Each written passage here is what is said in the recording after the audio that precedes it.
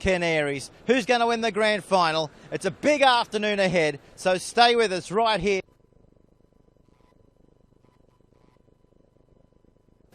What an absolute stunning day for the Illawarra Coal Rugby League Grand Final here in Wollongong.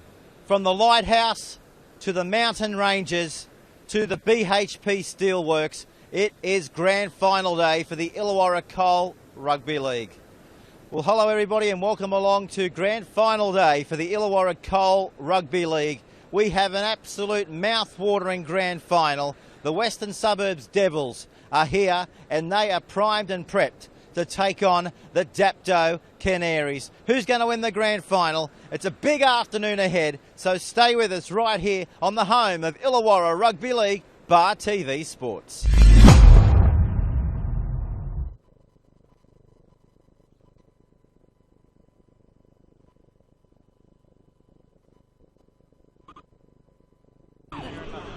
With the Country Rugby League chairman, Chock Anderson, they've turned on the weather for the grand final today, Chock. Oh, it's a beautiful day. And the crowd should come out in force in that under 18 game. If that's a thing to come, we're in for a huge day. Mate, what are you expecting come first grade? Well, come first grade, I think, mate, you've got two very good teams, and I think what I've been told with the West have come good at the right time. Country Rugby League, how's things going? Are you happy with the Illawarra comp this year? Yeah, it's been very good. We have no problems in Illawarra. They're professional because they've got teams in the National Rugby League, and it's a bit like Newcastle, and so the professionalism's always there. The tucker's good? The tucker? Yeah, not too bad. The drink's been probably a little bit too much over the last few days, and like I said, I've been away since Thursday with the St George show for their 11 premierships, and what a great show it was. And of course, down the track, you guys are off to the Pacific Nations later on this year. Yes, National Rugby League Grand Final day. We go the day before, the Saturday. We're taking the country first and under 16s, which will be a fantastic journey for them kids and something that they'll probably never ever forget. Fantastic. Well, you have a great day, mate, and get into that tucker. I'm not getting into the tucker, mate. No, I've had too much. I'll have to start training again. See you at the beach. Got the Sailors here, mate. You must be a very happy dad. Yeah, look, it's good to support Tristan. He supported me through my career, and obviously his mum's done a lot of the hard work, and he's worked hard. So they finished minor premiers, and I thought they were going there at the end, and they found a way to win. Yeah, Tristan, you got a try today, man of the match, mate. Brilliant effort. Yeah, I just work for the boys. We all work together well, and I was just lucky enough to get the man of the match on the day after a good victory. Mate, excuse my ignorance, but is that your first grand final at this level? No, we played last year against the Rule and we went down to them by 2 points in the end, so it was good to get one back on them today. Yeah, you won one in the juniors, didn't you? Yeah, against one them. So they've had a really good rivalry with the Rule and West. Mate, how much of an influence have you put on your son? Oh, look, a little bit. I think it's more his mum. So I think my wife's done a really good job with him. All I've got to do is be his dad, but my wife does a lot of the hard work, and I just got to be his dad. So he's got me back into training again now, and it's been good. Good stuff. Well, enjoy your afternoon, mate, and thanks for talking to us. Thanks, mate. All righty. Thanks. Mate, it's grand final day. How's the nerves? Nah, I feel all right, mate. Been trying to keep busy all weekend. Sunday Arbo's a bit of a long weekend, but I kept busy, so I should be right. Mate, you've had an unbelievable season. Can you believe it's grand final day? Yeah, it came around pretty quick. It's only a short comp. Dragged on a little bit, a few weekends off for the wet weather, but yeah, it's come around quick. Can't wait to get out there. Mate, you're about to face West. Some players, who have you identified throughout the week that you really need to keep an eye on? Obviously, West are a good side all over the park. They're a good forward pack, good halves and some good outside backs. So we haven't focused on any individuals, just getting our game right and we should be right. Yeah, training's been good throughout the week? Yeah, training's been good. We obviously had a bit of disruption with Wild, but we players, it's not our problem, wasn't our problem. So yeah, we've trained right. It'll be good. Speaking of Blake Wallace, how is he? He must be pumped being able to come here today and have a crack. Yeah, mate. Everyone feels good for a while. I haven't spoken to him personally, but in the end, I guess common sense prevailed, and he gets a game, so that's good for a while. Right, good luck today, and we'll see you afterwards. Thank you. Yeah. With first grade referee Marcus Jennett, mate, what are you expecting from both of these sides? But more importantly, what can they expect from you today? Well, mate, they decide how much I get involved in the game, so hopefully if they do what I want, we just keep it open and flowing, then I don't have to get involved at all. 10 metres, rucks, if we get them under control, then everything should flow from there. So It's been an unbelievable season, but I guess, you come here to grand final day, you want to go on with it? Yeah, definitely. This is what we play footy for, to play in games like this, and we're lucky enough to get here today, so we're going to be doing everything we can to get the result, and I'm sure West are in the same boat, so it should make for a good game, particularly with a good dry day, and should be a bit of football played. Have you concentrated on West this week, or is it pretty much just looking after your own backyard? Yeah, it's just us, mate. I think they're a quality side across the park, but our concern is us, what we need to do, which is where we let ourselves down a couple of weeks ago. So, yes, we're aware what's coming, but main focus is our start of the game, and then again just our attitude, which was off. It's good to have Blake Wallace back today. Yeah, definitely. Wal's a great bloke. He's great to have around. He's a tremendous player. So yeah, mate, it's good the common sense prevailed, and with Blake being a local fella, and he's been with us since pre-season, and it would have been a shame to see him miss out. But yeah, it's definitely going to add a bit to our team. For the viewers at home, check out the teeth. Do you play with them in? No. I take them out and put a mouth guard in. I don't know why. There's no point. I've got no teeth anyway. So, yeah, the footy. It is. It's grand final day. Anything goes. Yeah, that's it, mate. Thanks, mate. All the best. No worries. Appreciate that. Thanks, mate. Too easy. And of course, unfortunately, no draw punches in the grand final. It's a beautiful day down here in Wollongong for the 2016 Illawarra Coal Rugby League. We're not too far away for both of these sides coming out on the field. The Dapto Canaries gone through the entire preliminary rounds undefeated. Then a few weeks ago, they fell at the hands of today's combatants, the Western Suburbs Devils. Beautiful afternoon, not a cloud in the sky here at WIN Stadium, and we've got one absolutely mouth-watering contest coming your way. And wherever you are across Australia or wherever you are across the world, welcome to WIN Stadium on an absolute glorious afternoon for a grand final. We've got everything covered, we've got cameras in each corner, and we've got an absolute plethora of local stars up here in the commentary box here this afternoon. Let's start with this man from the Illawarra Mercury. It's a very good afternoon to Mitch Jennings. Thank you, Pete. Boy, that's a hell of a wrap. It's great to be here on this afternoon. I've been waiting, basically I can tell you, all year for this one. Obviously a lot to play out in the season, but these were sort of the two sides that were the two dogs growling at each other through the fence through most of the season. That's right. There obviously Dapto went through undefeated.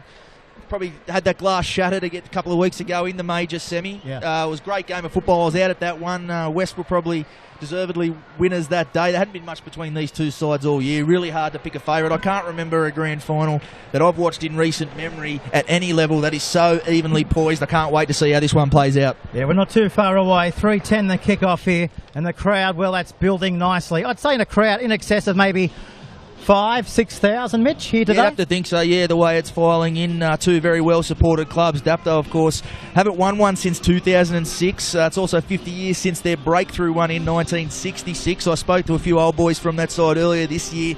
Certainly plenty of anticipation around this Canaries side getting to the big dance. They've got there now. They're one win away from it, so looking to deliver some long-suffering fans a title, but West won't let them have it all their own way, that's for sure. Yeah, that's for sure. And, throughout the week there was a bit of controversy surrounding 5'8" Blake Wallace. Of course, he was disqualified throughout the week, I guess, for eligibility rules, but now he's one of two criteria to qualify, I understand. So what's your understanding of that, and how did he end up playing here in the grand final today? Because as of yesterday, he was not playing.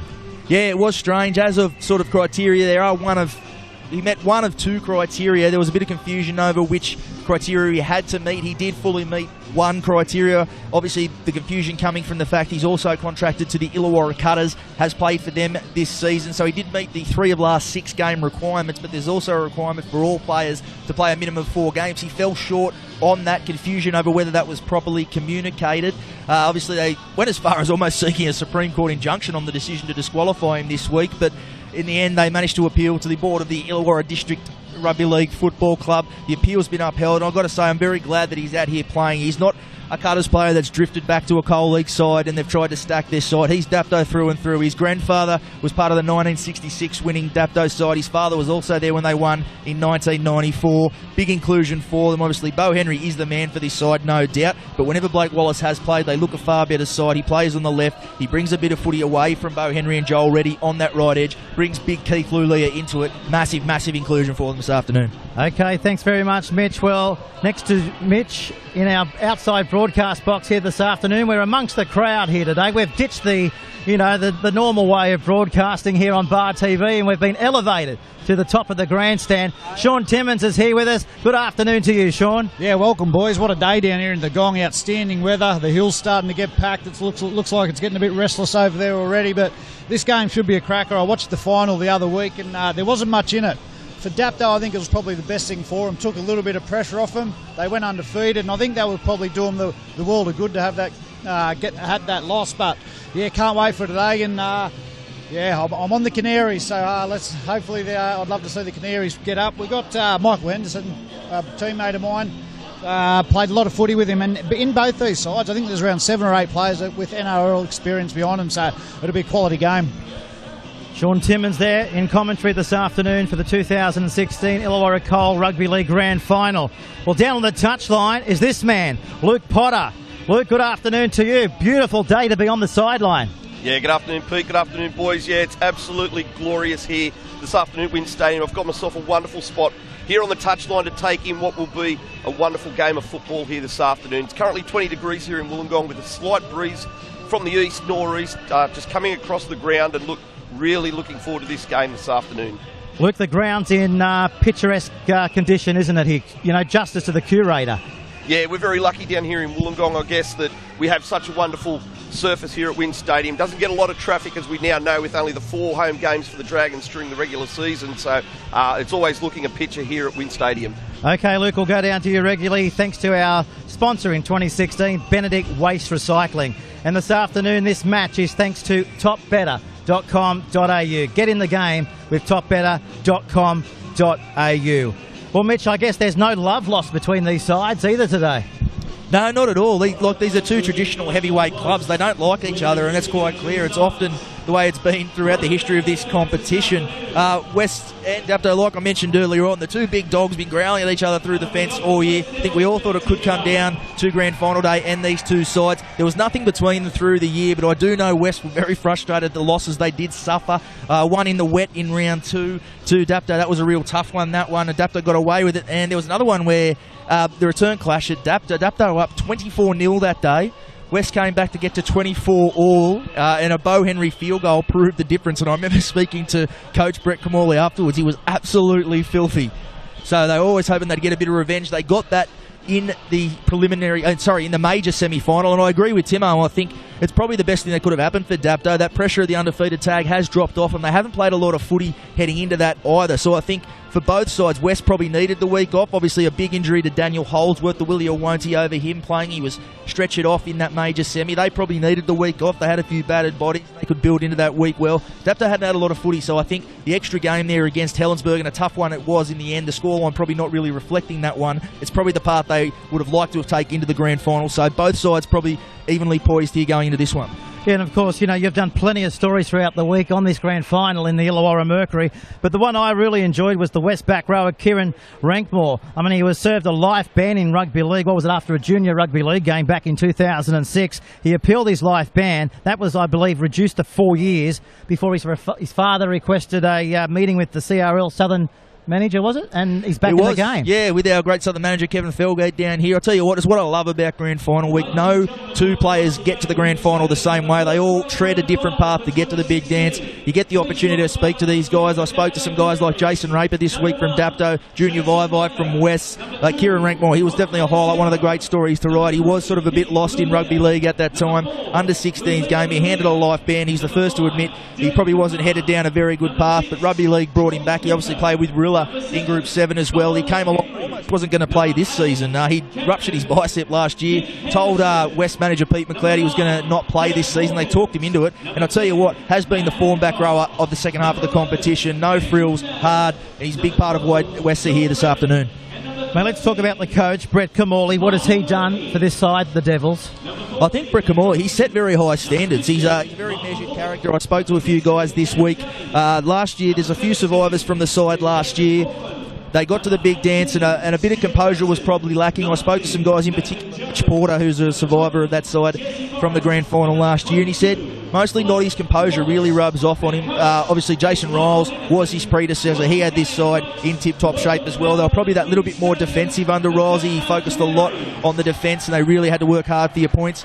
Noddy, obviously, we know how good a player he was. 300 games at NRL level in first grade, halfback, origin, test player. So he certainly put a lot of sting into this attack. The best thing they do, Noddy, he's got them. They come out sharp. They come out blow sides off the paddock early on. I've seen him do it so often. They'll be trying to do it again today, but against probably the standout team of the year, Dapto, will be a tougher task for them, but that's what they'll be looking to do, no doubt. Well, on the screen now, here come the Dapto Canaries out onto Wynn Stadium. Let's go back down to the touchline. Luke Potter, any changes before kickoff? Yeah, boys, we've got a few changes coming through, but geez, this crowd is starting to file in now. It's going to be a wonderful atmosphere here this afternoon. In regards to changes, you've already touched on Dapto's Blake Wallace now coming into the game.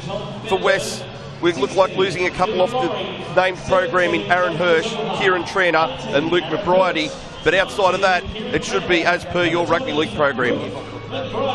Thanks, Luke. Well, Mitch will take us through the Dapto Canaries in the grand final of 2016. Yes, at the back, Jason Raper. On the wings, competition's leading try scorer, Rob Baseru. In the centres, the Lulia boys, Keith Lulia and Lulia. That'll be the tongue twister for you, Pete, this afternoon. Dylan Capan on the wing. As we mentioned, that man, Blake Wallace at 5'8". Bo Henry, the key man this afternoon at halfback. Michael Murphy, the veteran, locking the scrum. In the back row, Joel Reddy and Andrew Madden. Up front, it's Mick Henderson and Matty Hancock with Jake Hawkins at hooker. On the bench, the live wire, Matt Johnston. The front rowers, Michael Bullock and Jamie Dunning. And coming back from injury, a big inclusion for him as well, Yokel Junior Justin Fogland making his way back in for the grand final. So we're just waiting now for the national anthem. So I'll pause for that, and then we'll come back with the Devil side for the grand final.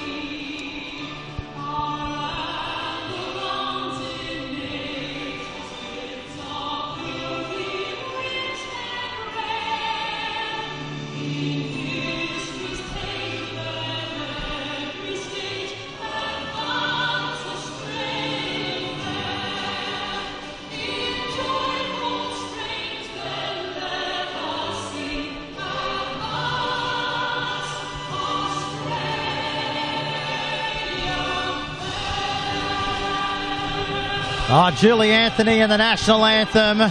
She may not be here, but her voice will live on just like she is. She's going well, living, of course, now down in Melbourne. Let's go around the commentary team. Sean Timmins, who do you like this afternoon? I'm liking Dapto. I just think it's going to be one in the forward pack. I think led by Michael Henderson. I think it's going to be a pretty fiery clash. Bryce Gibbs in the West pack is a pretty fiery character. There was a little bit of niggle in the last final, so I expect Dapto to really come out firing. But obviously both sides have got two good sets of halves, which is going to be interesting. But watch for Matt Johnson off the bench. Hooker, he's got so much speed. He'll liven the game up a little bit, but I'll go Dapto. Mitch? I'm with Timo on this one. I sort of liked Dapto for most of the season. They did have that little hiccup in the major semi, but I do lean towards Dapto. I was looking for something, as I mentioned, such an evenly poised grand final. You look for anything that could swing your arm a certain way for a tip. If Daniel Holdsworth, obviously he's nursed that injury through the week. If he was out today, I would have very confidently tipped Dapto. He's back, so it's evenly poised again, but I do lean toward the Canaries in this one for the same reasons Timo mentioned. I think their front row rotation off the bench puts them in good stead, but I think this one's going to go down to the wire, probably do a single play. Oh, the noise is electric. Luke Potter on the sideline. Where's your money going here in the GF? Yeah, boys, I'm going to go the other way here this afternoon. I'm going to lead towards the West Red Devils. I like Daniel Holdsworth. I'm still a little bit unsure about how severe that injury has really been, and I think he's going to really stand up and have a big game here this afternoon. Marcus Jennett, our referee for the decider of 2016. And we're underway, grand final day, 2016. Sit back and enjoy the coverage. Both of these sides have been the entertainers of 2016, who will take home the title at the end of possibly 80 minutes. A lot of good judges are saying there's not much separating both of these sides on paper. You put me in that camp, I wouldn't be surprised at all if it went beyond the 80 minutes, Pete. We see there Michael Henderson started himself off the bench. So, yeah, he'll bring a fair bit of impact there off the bench. Yeah, it's something they have done at various stages this year. They've really changed up their rotation. Hendo, I think after coming off a loss against West in the preliminary, Hendo started himself. He really wanted to set the tone for his side. Now that they're sort of back on track, he's going to give himself an injection off the bench. Jamie Dunning coming in, he's been fantastic as well, so he gets the start. Be looking to throw himself into these West Devils bigs men. So Henry, he's going to go high to the air. Massive kick in the first set of 6 on grand final day. But the referee here, what's he going to do here as we get out of the touchline? The Luke Potter for the first time. He's saying a knock on here. We'll have a scrum here, looks like it, Luke. Back to the Canaries here, about 20 metres out from the Devils' goal line. Yeah, referee Marcus Jennett in his 9th grand final, setting a record here for the Illawarra Referees Association, being the most capped grand final referee so far. Calls the first one here this afternoon to knock on against the West Red Devils, and an excellent opportunity here for Dapto to go on the attack. How's conditions down there, Potsy? It doesn't seem to be too much breeze about. Yeah, no, mate, very little breeze. You take a look across at the John Cleary Hill there in the windsock. She's not really blowing too hard at the moment, so really great conditions here this afternoon. So Lalua. This is his 13th game in 2016 in the grand final. Back to Dunning. He's dropped down there by Justin King.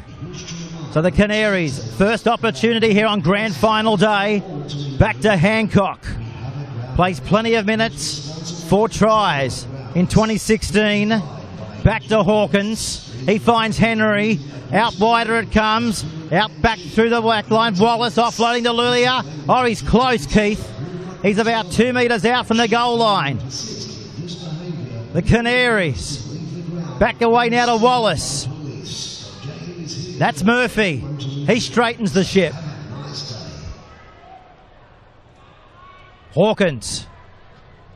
Back to Henry. They go short. It's out the back. Wallace scoops it up. There's a chance out wide. Lulia. Oh, he's called it back, Pete. He's called it back, Mitch. Marcus Jennett, he's found a knock on there. Chance gone Benning there. Sean, how did you see that passage of play?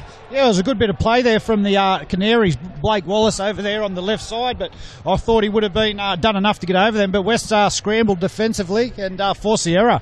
Was the difference I did think we'd see with Blake Wallace being in this side. They've already got Keith Lulia very heavily involved early on. There's been times this year, he's obviously a strike player for them. I've seen him go long stretches without getting the footy. They've obviously got him involved quickly. That's what you get when you include Blake Wallace on that left edge as a genuine halves partner to Bo Henry. Yeah, as you said, we spoke about NRL players, and there's one there, Keith Lulia. So bringing Blake Wallace back into the side, he knows he's got to try and get him as much early ball as he can because he's a handful.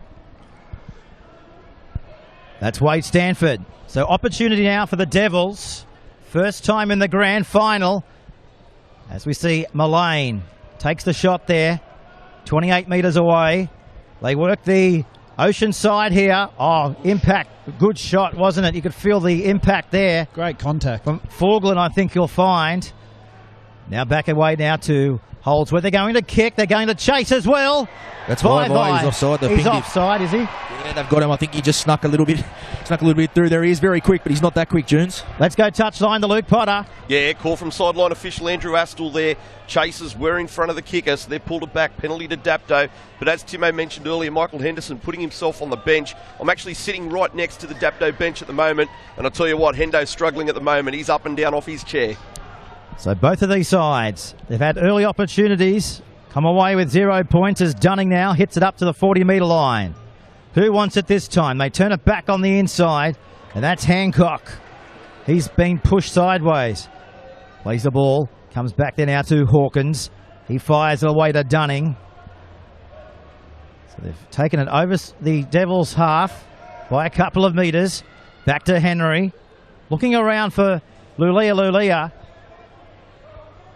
That's the 40-metre line.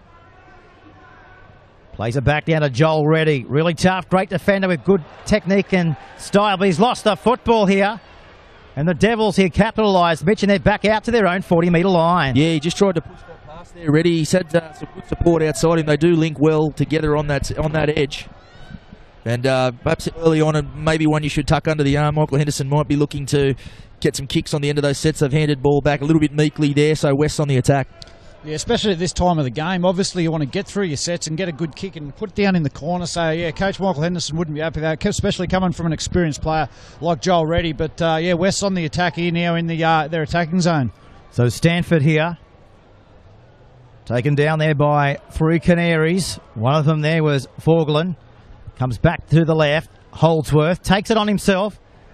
We know what he's capable of. An electric play to watch. Their half back, there he is again.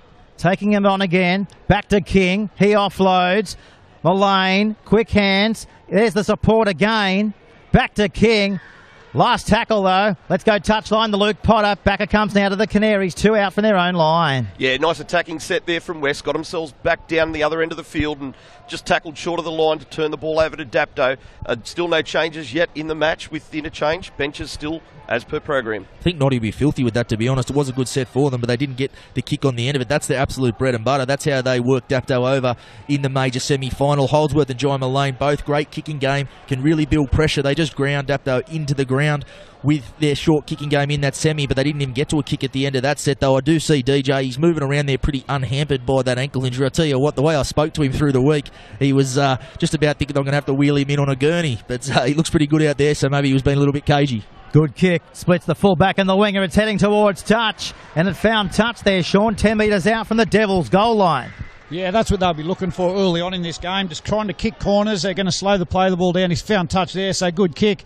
But, yeah, they just want to try and complete your sets and get through them. But Dapto, so far, I think, are probably just on top. It's a bit of an arm wrestle at the moment, but I'm really enjoying this forward pack battle. Jamie Dunning's been busy so far, and I know there's been a bit of niggle between him and Bryce Gibbs, but he's sticking it to him at the moment. So West need a good set here to get themselves out of trouble. Yeah, you're right about that niggle, Sean. I'm up close to the action right now, and you can see Bryce Gibbs a little laugh at Jamie Dunning as well, and just having a few choice words as well. So the Canaries, they've averaged 31 points per game this year. Remarkably, they've only conceded just 9, well, pretty much between 9 and 10 points per match. They won 3 of their last 4, going down for the first time this year to West 22-14.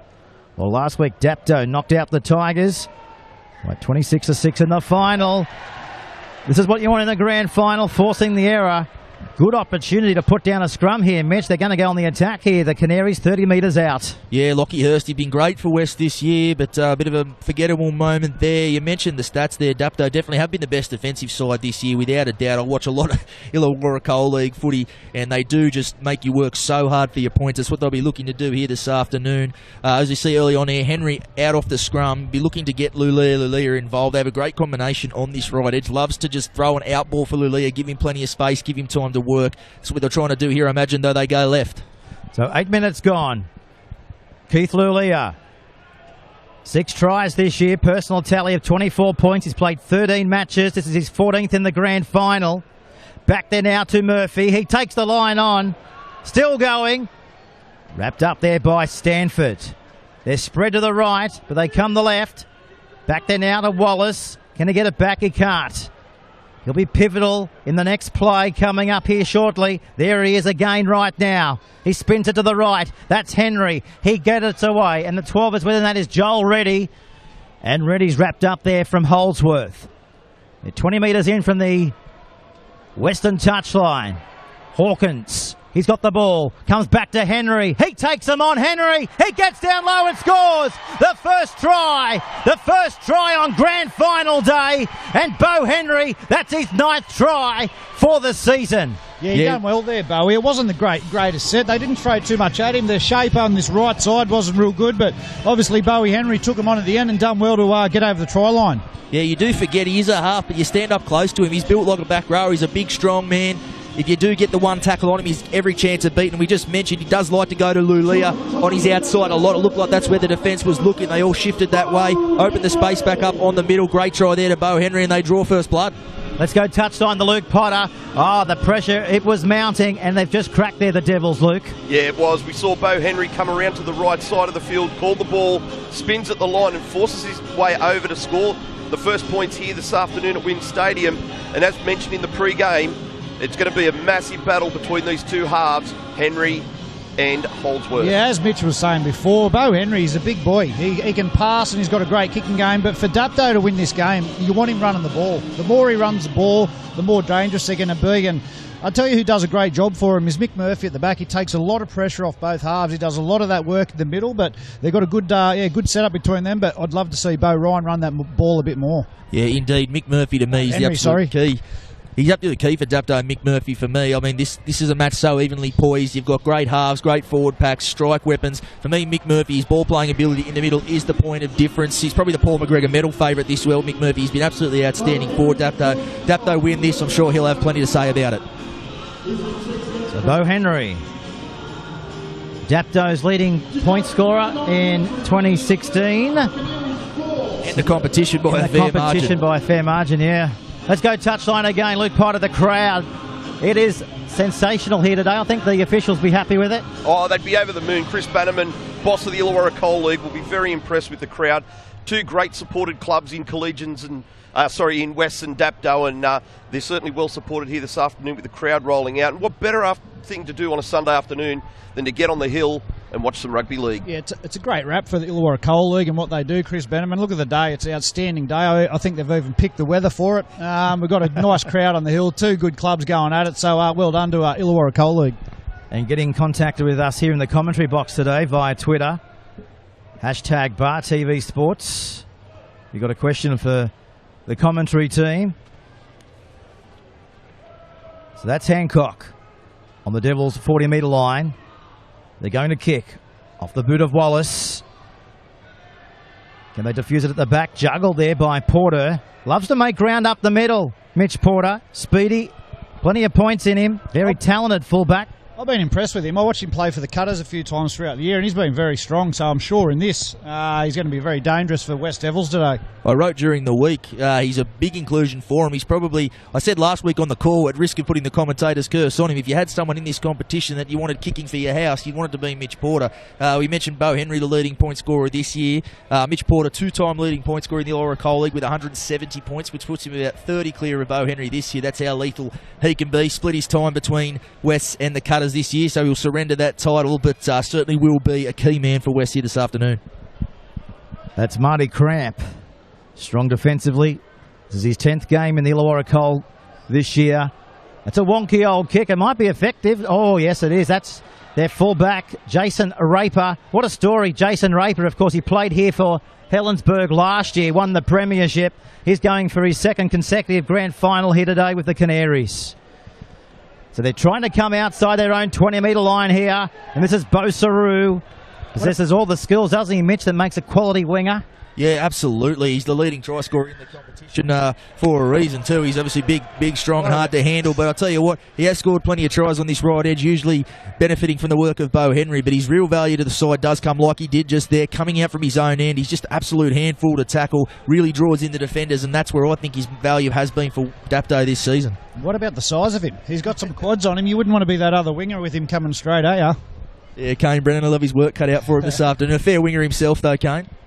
So Michael Murphy, the Canaries, just tuned to the coverage, leading by 4 points to nil here on grand final day. That's Dunning in 16. I've been impressed with his go forward so far, Dunning, and his involvement's great. Henry cuts out one. Lulia. He's got his winger in Bo Saru, but goes to the ground himself. Joel Reddy again, plenty of NRL experience, goes for a dig from dummy half. He's got there. And he's got there. We just said he's played plenty of big minutes for the Parramatta Eels, and he's picked up Dapto's second try in the grand final. Yeah, I'm surprised they weren't all over him on that. He doesn't go into dummy half that often. When he does, he typically runs it. does ready. They were probably looking for the kick there, looking left to Bo Henry and Blake Wallace, both lined out to the left, but he was just too big and strong there, and it's West with a bit to answer for here, Timo. Yeah, Noddy wouldn't be happy with that, especially that kind of defence on your try line in a grand final. That's where you win these games. But yeah, as you said, Joel Reddy's been around for a fair while, and he still looks pretty fit. He looks like he could still play NRL, but snuck down the short side there and crossed over the line. So yeah, West really need to kick back into gear here and try and get themselves back in this game. Let's go down the touchline to Luke Potter. That's his 5th try this year. Joel Reddy. Yeah, Joel Reddy scores in pretty much the exact same spot that Bo Henry scored in earlier as well. So obviously some signs there for the West left side defence to start tightening up, especially goal line D. Just want to throw out a mention too to the Dapto runner, Luke Bailey, former Dragon, Gold Coast Titan, Aussie rep. He's still looking fit himself. I'm sure he wishes he was out there. I'll tell you what, he's got his marching orders a couple of times this year too. He's a bit of the Illawarra Coal League's own Alfie Langer, a bit bigger and hard to miss, but he does like hanging around there and barking a few I don't think he knows the rules real well, Bales, with what he can do. Bo Henry, he's nailed it from the touchline. 10 points to 0 here in the grand final. Touchline, Luke Potter. Yeah, nice kick there by Bo Henry, slotted it nicely. Unfortunately missed with the first, but wasn't going to miss second time round. And again, Bo Henry, just want to touch on his kicking game in the semi-final when these teams last met. Was a little bit off, and I think that was probably part of the deciding factor on why Dapto didn't really progress as far as they did further down the field off the back of Henry's kicks. And I'm sure Bo will be looking to fix that here this afternoon. Luke Potter on the sideline, thanks to Benedict Waste Recycling. As Jamie Dunning runs straight into Bryce Gibbs. 13 is with it. This is Michael Murphy. They're rolling down the park here pretty good. Well, the Dapto Canaries, their forward pack's doing a great job. So Henry turning it back to Matt Hancock, just short of halfway. He's looking ominous here for Dapto. I agree with Timo. They're rolling through the middle, and I tell you what, through the year, with Michael Henderson coming off the bench, and as we mentioned, the live wire, Matty Johnston, if Dapto can be on top in that arm wrestle, sort of 20 minutes halfway through the first half, those two can really come on and take the game away from sides, particularly Matt Johnston, the NRL rookie candidate. He scored that many tries from close range this year. He's lethal out of dummy half. If Dapto right on top when he comes on, he can really grind a team into the dust. He's very dangerous, isn't he? I've only seen him play a few times, but out of dummy half, he's lightning quick. So as Mitch said, like bringing Mick Henderson on after Dapto have already done a good job, it's going to be dangerous. They also have Michael Bullock there, who played for the Illawarra division side this year, so coming off the bench, it's pretty handy. You really want to be on top in that arm wrestle, otherwise they can come and take it on, really take it away from you. That's Bryce Gibbs there with the football on his own 40-metre line. They're about to hit the halfway line, and they're about to hit a Canary with full force. That was Jamie Dunning again. Jeez, he's throwing himself into it early on. Last tackle here. Look for the kick. Mullane drills it downfield. It's come off the thigh. Referee said nothing wrong with that. And they come straight back into Holdsworth.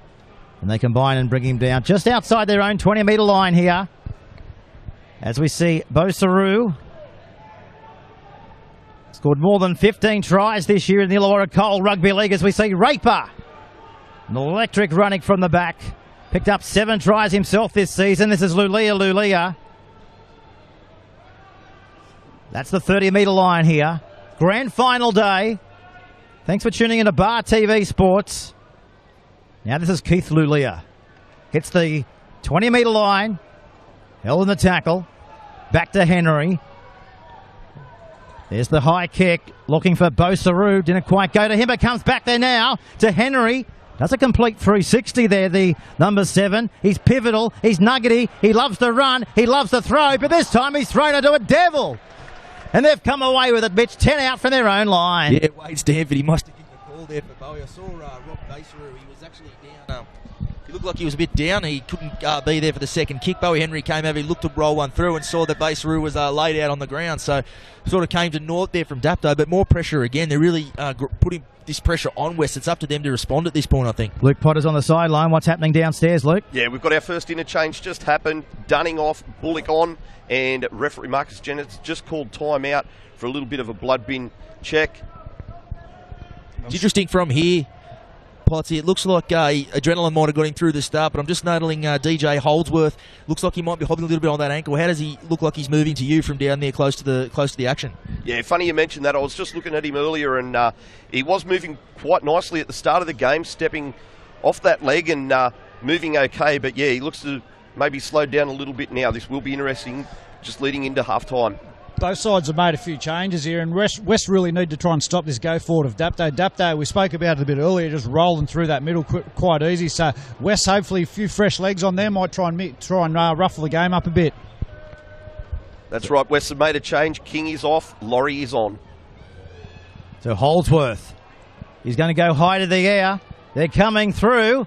They've lost a football. Raper's lost it. It's play on. And the Devils, they're going to score their first try on grand final day underneath the black dot. Yeah, it was interesting. I actually thought it might have come off the Devils player there looking from here, but I can't see too many protests coming from Jason Raper or the Dapto boys, so perhaps a bit of a spill there. It's one of the things they do try to test out. Jason Raper, absolutely one of the best number ones in country footy, but under the high ball, teams do like to test him out. As we look there at the replay, I'm not quite sure what happened there. He's gone up for it, and looks like he might have spilled it under the collision there with Jai Mullane, and he's on hand to score. Probably against the run of play, Timo. Yeah, smart kick there by Holdsworth. Obviously, he's got a great kicking game. He's put it up into the sun, and Raper, I suppose, they've put a fair bit of pressure on him to catch that, and yeah, he spilled the ball. So that's exactly what West needed, because I thought Dapto was starting to get a bit of a roll on there and starting to put a few cracks in the West side. But West get them. Yeah, I suppose it was against the play, but something they needed to get themselves back in this game. Certainly a tactic you like to see. If I was coaching this West side, I would be kicking too. Jason Raper, he's so lethal in attack. You really want to chew as much juice out of him as you can on kick return and those sorts of things, so he's not there around the ball to hurt you when they are going forward. As Mitch Porter will attempt this kick, should be bread and butter for a kicker of his calibre. In between the shadows of the grandstand. Makes it look simple.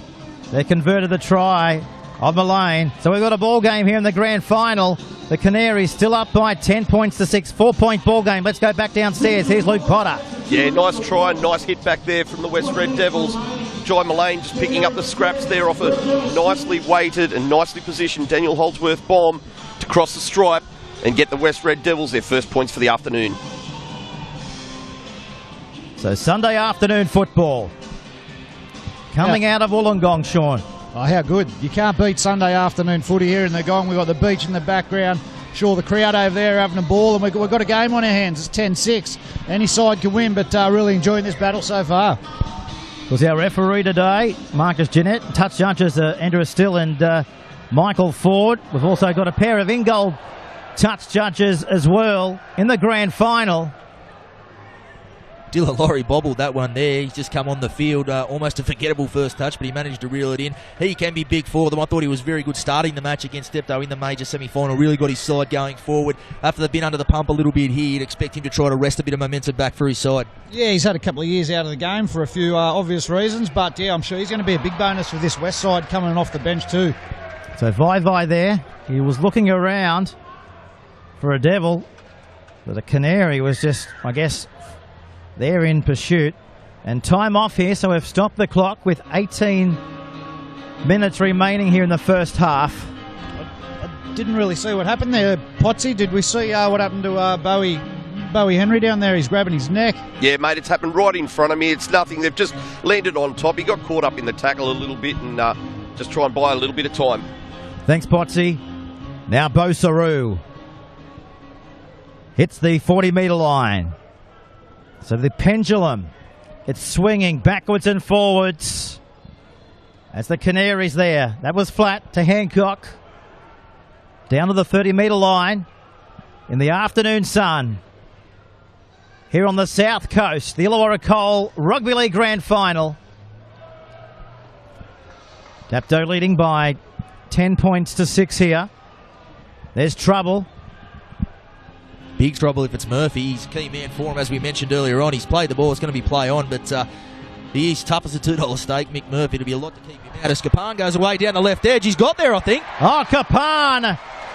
He's got his third try this year. Well, his speed and agility on show there. Unbelievable. And that's the third try, Sean, for the Canaries in the grand final. Yeah, it was a good play there down that left side, and it's great to see a winger hold his chalk and just fly down that sideline and put it over the line. But yeah, good hit back by Dapto. Yeah, puts them back in front again. So I was just speaking about before the halves. I'd love to see Bowie Henry floating around both sides. They've got him and Blake Wallace left and right, but I just think it'd be good for him to mix it up a little bit. But yeah, I'm sure Dapto will be happy with that lead now. Already seeing that left side very heavily involved with Blake Wallace out there. Sometimes I mentioned earlier on they can be a bit starved of footy on that edge with Bo Henry playing on the right. I agree with you, Timo. I think it'd be great. Even more dangerous if they start linking together. Usually happens as the game goes on. But certainly tough for West to answer here. They scored a bit of a try against the run of play, but Dapto have quickly wrested momentum back. I see Michael Bullock's just come onto the field as well. So the change is starting to be made, and this is typically where Dapto really try to grind home the advantage. They're on top here, midway through the half, and they're really dangerous time for opposing side heading into half-time. Yeah, Mitch, the two we spoke about earlier, Michael Henderson, Matt Johnson, still haven't come on yet with Dapto in this sort of lead now. If they can come on with maybe 10 to go and really try and put a din in this west side, but it's going to be dangerous, I think, when them two boys get on the field. Here's the kick from the touchline. It looks good. An absolute ripper. He can't do anything wrong, Mitch. Yeah, and he gave a little bit to the crowd there too. I love watching Bowie Henry play. He loves being the villain to opposing fans. Other people want to shrug it off and have nothing to do with it. Oh, I love it. He laps it up. He gets right into it. And I'll tell you what, fans that get in Bowie Henry's ear, sometimes they're making a rod for their own back, I can tell you. Another man that loves is Luke Potter. He's down on the touchline. Yeah, it's something different there from Dapto. We've seen the first two tries down the right side. This time they've gone the left in Blake Wallace, squared himself up with the defence, put them back on their heels, and a nice ball for Kapan to go over in the corner.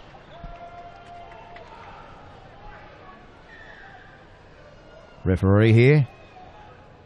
Yeah, just saying, go back and play the ball just on your 10-metre line. Coming out of the northern end of Wynn Stadium here. That was Lulia.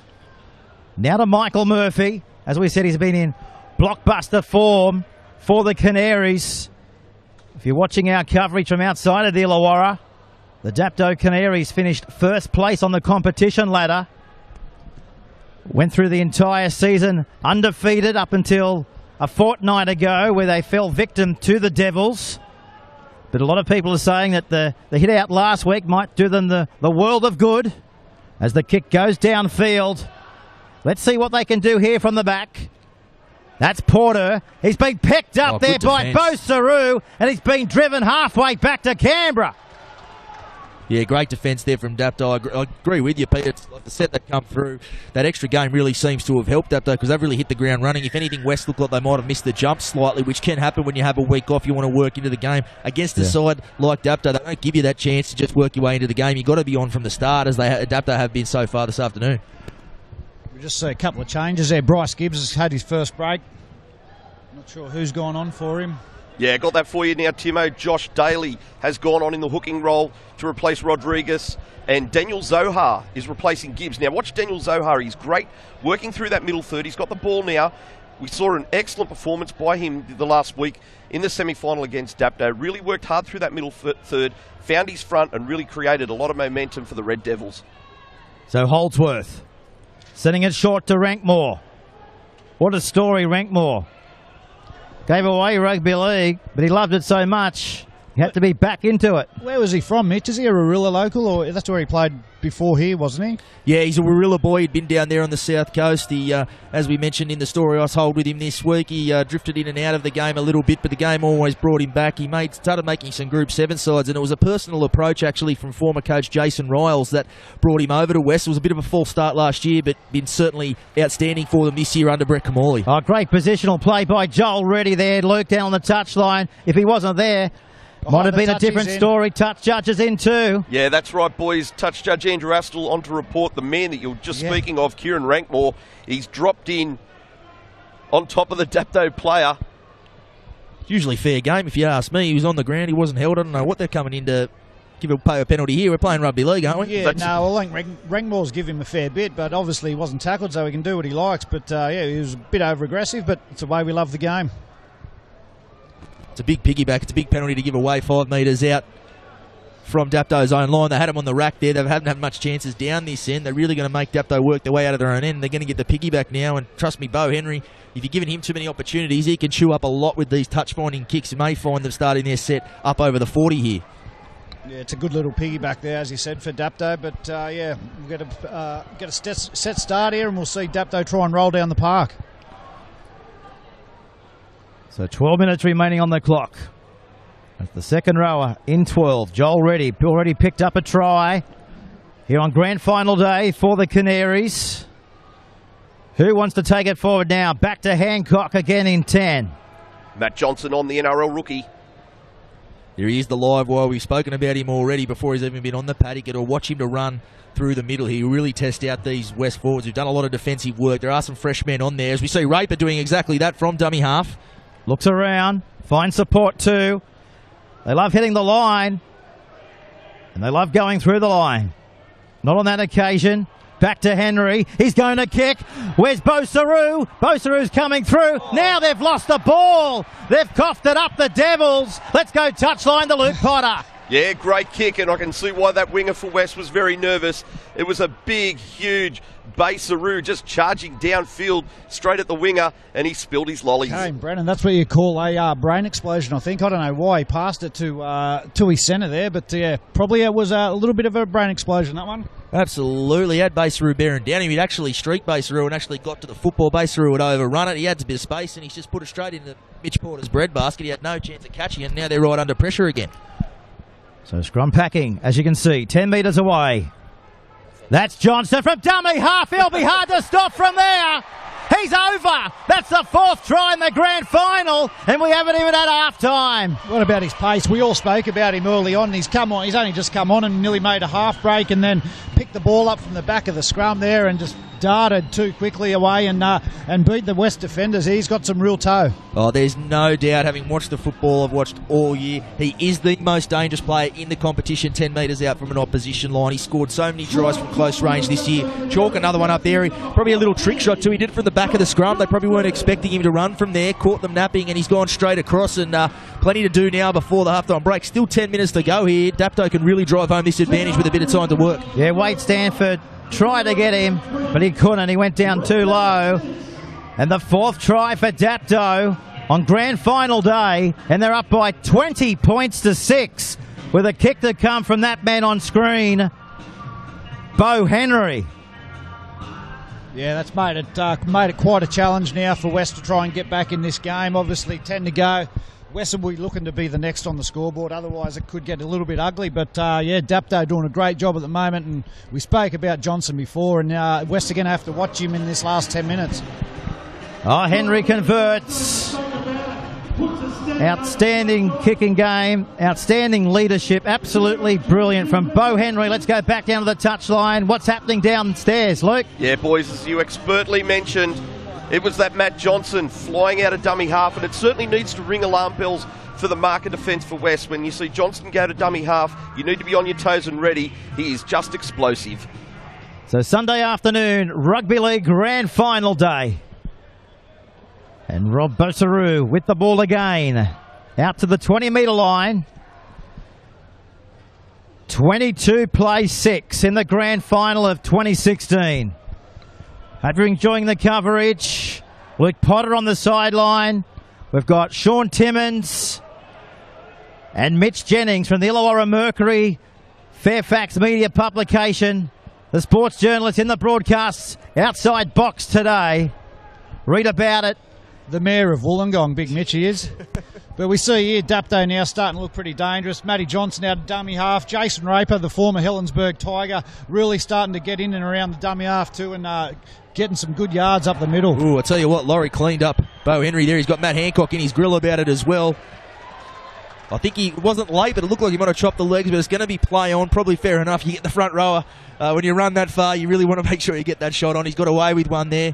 Probably needed more of that throughout this half, more kick pressure. Bo Henry's had a bit of a way with things, as has Blake Wallace when it comes to kicking the ball. So something they'll want to improve in the second half, West. That's Lachlan Hurst out of the Canberra system. Just down the road here from Wollongong, here on the south coast. They're taking to the line and offloading. Trailing by 22 points to 6 here on grand final day. For the Devils here, look for the kick. There it goes. Who's at the back for the Canaries? The ball's going to bounce. Bosaru's in trouble. And Vaivai couldn't hang on to it. They're back into the field of play here. Wow, we've seen everything in rugby league right there. He's got to take them. You can't afford to let it bounce. Obviously, there's a bit of sun there, but between Raper and Bassaro. How do you say his name? Big Rod. But yeah, they've got to get under them. Oh, Luke, he had the wobbles down there, Basaru. He certainly did. He wasn't even close to going to catch that ball. And Junior Vaivai, you've got to take every opportunity you possibly can in a grand final. And I think that was a lost opportunity there for the West Red Devils. So the Canaries coming outside their own 20 here. Barging their way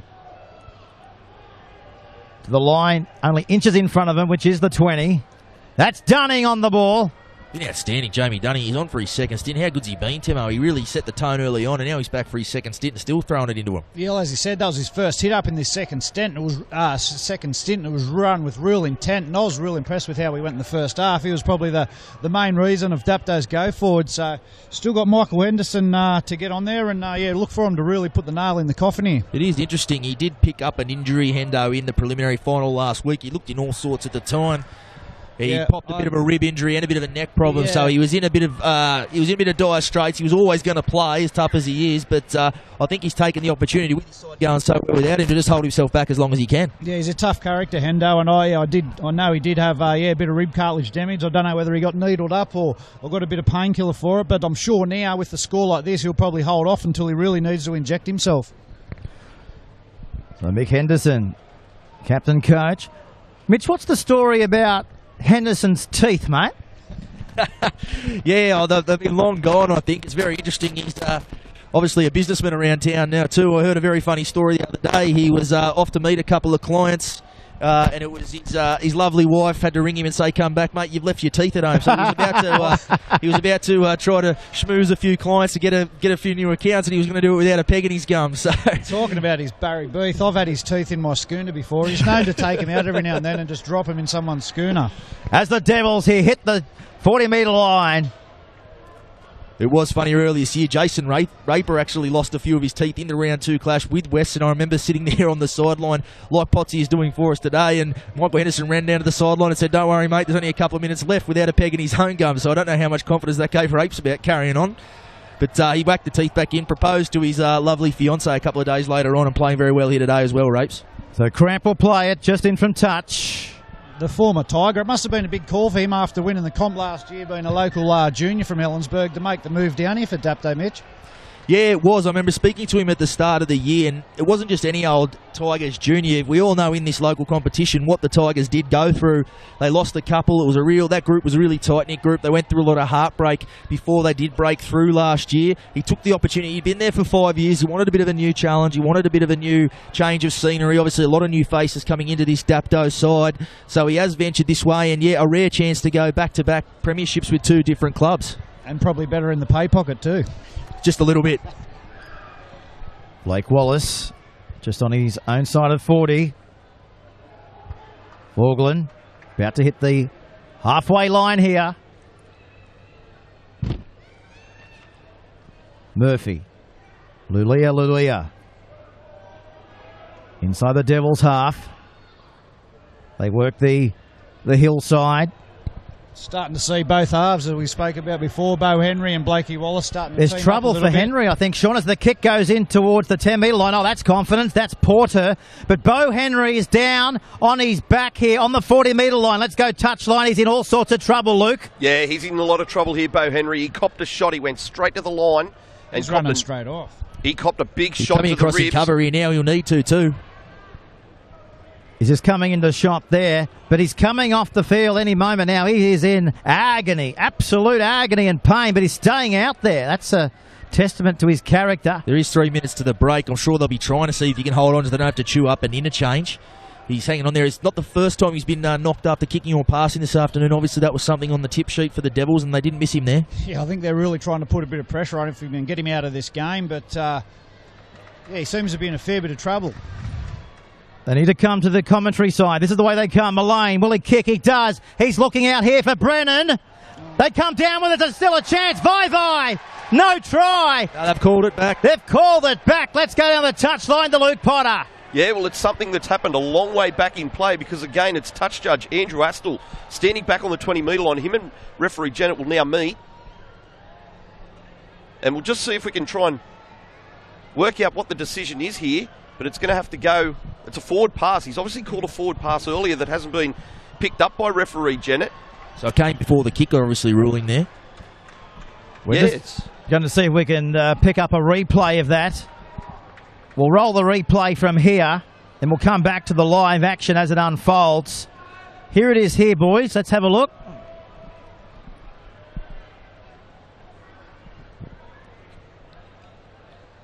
Looks like it must have come a couple of plays back because the changeover did happen back on the 20, so it must have been something either from dummy half or in the lead-up, because it looked as though Baseru had spilled that and Junior Vivai was Johnny on the spot. But to no avail for West. Back to Bullock. Gets the legs pumping. And Reckmore in there in defence along there with Freebarn as they approach the 40-metre line, and inside the 30 now they come. Steamrolling themselves down inside the Devils' 30-metre line. Back to Henry. He's going to put one into touch and send it flying into the foyer of the Illawarra Steelers Leagues Club. Smart play there by Bo Henry, just trying to slow the clock down now, and he seems to be recovered from that. It looked like a sternum injury earlier, but looks like he's going to see it out till half-time. Yeah, put that down to the NRL experience, I think, there. They needed a good end of that set. They'd sort of dodged a bullet at the other end. Looked like they might have conceded a try. They come down the other end. He's just settled things down, rolled it into touch. West now have to look up and work it out from their own end. Minute 15 here till half-time. And with a lot to answer for, West, so far. Who are you looking for from West to really try and come up and, I suppose, get him back in this game, Mitch? Who's probably been the standout? Someone like Mitch Porter or... Yeah, look, I'll tell you what I looked at. It's a similar situation as I've seen a couple of times this season. I mentioned earlier on in the clash at Dapto, the second round clash, they were actually up 24-0 Dapto in that game and got back to 24-all. And the truth is they have to do it without trick shots. They can't do it with one bloke, one brilliant act of individual brilliance. They've got to do it the way they did in the major. We see Mitch Porter, the man you mentioned. But as I was saying, I think they need to get back into it on the back of the kicking game of Holdsworth and Mullane. They need to build some pressure, get some repeat sets. It's what worked for them in the major semi-final. That's the way they've got to get back. It's 22-6. You can't get back into it with a trick shot. They're going to have to do it the hard way. Raper going back to clean it up on his own in-goal area. He's got speed. Takes the shot there just inside his own 10-metre line. I would like to see, mentioning people, I would like to see Junior Vivai a little bit more involved. He's probably the best centre in the competition on form this year. Only had a couple of touches, most of them from spilled kicks over on this edge. I'd love to see them come his way a little bit more. Great battle out here with Lulia, but he can be super, super effective. I'd like to see him get much more involved in the second half. Yeah, it's one thing that disappoints me. When you've got strike centres like that, I'd love to see the halves get them some early ball and let them try and do their thing. Get them one-on-one with their centre and they can try and create something, but we just don't see enough of it these days. So inside the last 5 seconds here. Canaries will hear the siren. There it is. That's half-time here in the grand final for 2016 for the Illawarra Coal Rugby League. Dapto up by 22 points to 6 at half-time. Well, there you go. 22 points to 6. It's all in front of the Devils. That goes without saying. Let's go down to the touchline to Luke Potter. Luke, you'll go into the sheds and try and find out what the coaches have had to say at half-time. But what do you think the Devils coach in Brett Kamali will say to his charges right now? Yeah, boys, I'll make my way over to the sheds just after this. But look, Coach Kamali just walking past now. Looks calm, looks relaxed, because these boys have been in this position before the Red Devils. In the major semi-final, they were down against the Dapto Canaries. They came out and scored 2 quick ones to put themselves back in the match. So Kamali will be very calm and collected in his words. West just need to stick to their systems and processes and come out in the second half.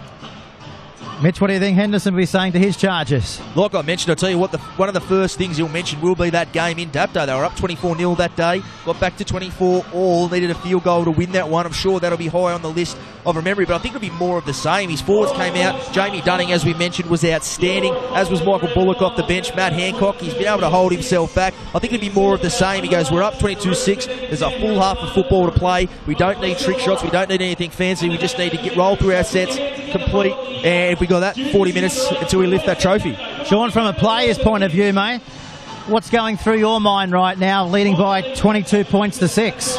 Well, I suppose there's a bit of pressure off, but I've actually been in the position myself in a grand final and come out and got beat. So grand finals, if you're Dapto, you just want to keep doing what they've been doing. Come out, pretend it's 0-0, and try and just start again. But I think if Dapto can score first in this second half, it's all over. But it's going to be tough for West to come back. But I'm sure Brett Kamali in there is an experienced character as a player. I'm sure he's firing his troops up in there. But at the moment, I just can't see Dapto getting beat.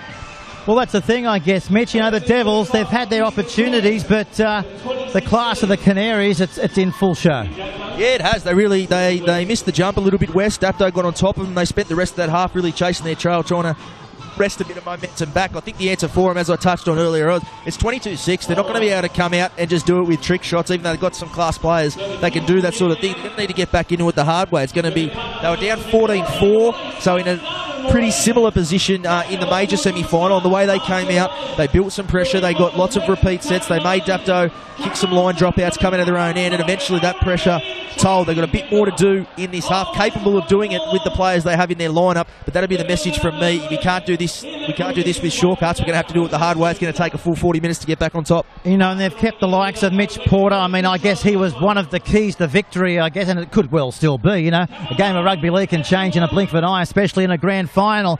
But I suppose he just needs to get more of the ball when he can and just show everybody what he's capable of, Sean. Yeah, well, you want your strike players getting as much ball as possible. We spoke before about Junior Vivai. Guys like this, you want to try and get them ball. Give them time to create something. They're obviously good players, so the more they can get the ball in their hands, it's going to be better for West. But to start this game, West have just got to try and run nice and hard through the middle and create a bit of go forward before they can do anything. I guess coming into this match, did we expect 22 points to 6 at half-time? No, well, I probably wasn't expecting that. Obviously, I haven't seen a great deal throughout the year, but I watched this final a couple of weeks ago, and I thought it was going to be very tight and a lot closer. So I'm sure Dapto and their fans here will be pretty happy with that half-time lead. I thought it could be a possibility for either side. I thought either side, they both, as I mentioned, do shoot out of the gun pretty well. Can start. I thought if one side got on top, something like this could happen, because I've watched all their games this year. They have been such seesawing affairs. It hasn't been sort of these grinds where the one team's come good, the other team's come back at them. So I thought it was a possibility, but Dapto, they've been really, really good through the middle. That's what they did first. They went through the middle first. They found their opportunities on the back of it. That's why they went in the position they're in, I believe. Yeah, well, as you said, that's what you got to do. It's why Dapto are going so good at the moment. They're just rolling forward and playing off the back of it. So, as we spoke about, West need to get back in this game, but they can't just go throwing it around. They've got to earn the right first by charging through the middle, trying to get on the front foot and then play off the back of it. But yeah, I'm looking forward to the second half. I'm looking forward to seeing Mick Henderson inject himself. Obviously, he's saving them old legs of his until he hasn't had to put himself on yet. But looking forward to the second half stint. Mitch, what does actually Blake Wallace, I mean, you don't want to rule one or two players out, but as of yesterday morning, he wasn't going to be playing in this grand final. You know, Blake Wallace, what does he mean to the Canaries? It's just huge. Obviously, they probably got resigned to the fact that he wasn't going to play. It had been a ruling made by the Board of Management. I know it was gut-wrenching for him. As I mentioned, he's a third-generation Dapto Canary. His grandfather, Noel Fewings, was part of that 1966 side, which was the breakthrough year for Dapto that year. I talked to a few old boys from that side earlier this season, as I mentioned. And obviously, his dad, Steve, was part of the 1994 side. If you look at the team photo from 2006, in fact, you'll even see a smiling Blake Wallace there as a ball boy.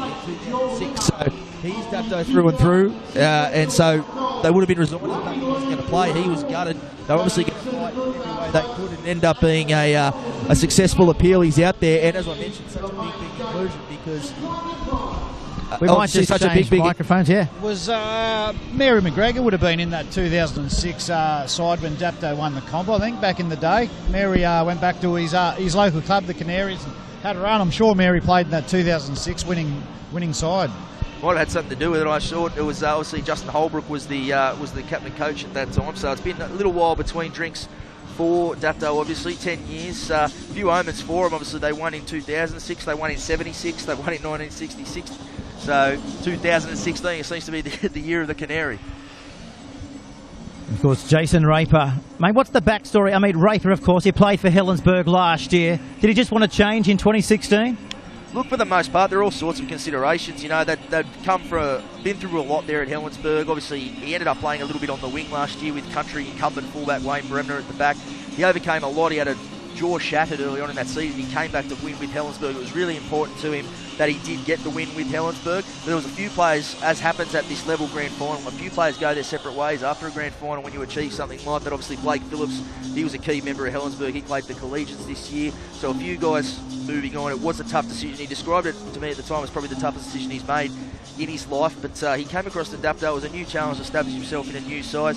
As Timo mentioned, maybe a bit of a boost to the hip pocket as well, but he's been outstanding for them. I know a lot of the guys around him. He's a great team man. Everyone in Dapto really likes playing with him. He had a few issues this year. A lot of them he chose to keep private, but there was plenty of times this year he thought he was done and dusted for this season, wouldn't be here. So the fact he's back, he'll be very happy with that, and he's very keen to repay a lot of his teammates at Dapto for what they've done for him this year in supporting him through some tough times. And I guess the one good thing about, several good things, but one of the key things for the Illawarra Coal Rugby League is that we see an influx of NRL players coming back to finish their careers off. We speak about other country rugby league competitions such as the Newcastle Rugby League or the Group 9. You don't get that so much, but you do here. Yeah, I think over the years we've always had a lot of ex-NRL players come back and filter through the clubs, and it's been great for the Illawarra Coal League. Having that, it's good for the profile and great for the players. It's a great thing of the players coming back and giving their time and playing and either captain coaching with these clubs. We've seen last year Jason Riles played and captain coach, and now he's moved on to assistant coach down at Melbourne. So I think it's great that these players do come back, and it lifts the I suppose profile of the Coal League. Well, we're coming back out now for the second half. Sean Timmins in the commentary box along with Mitch Jennings. We've got Luke Potter down on the sideline thanks to Benedict Waste Recycling. I think Potts is deep inside the dressing shed somewhere trying to find out some news, but he's gone missing at the moment. And look at the crowd up on the hill right now, bathed in the afternoon sunshine. It's a pretty warm afternoon for spring here in Wollongong, as we stand by now for the Western Suburbs Devils to come back out onto the field. Here they come now, running through their juniors out onto the park. They'll be running left to right in the second half here.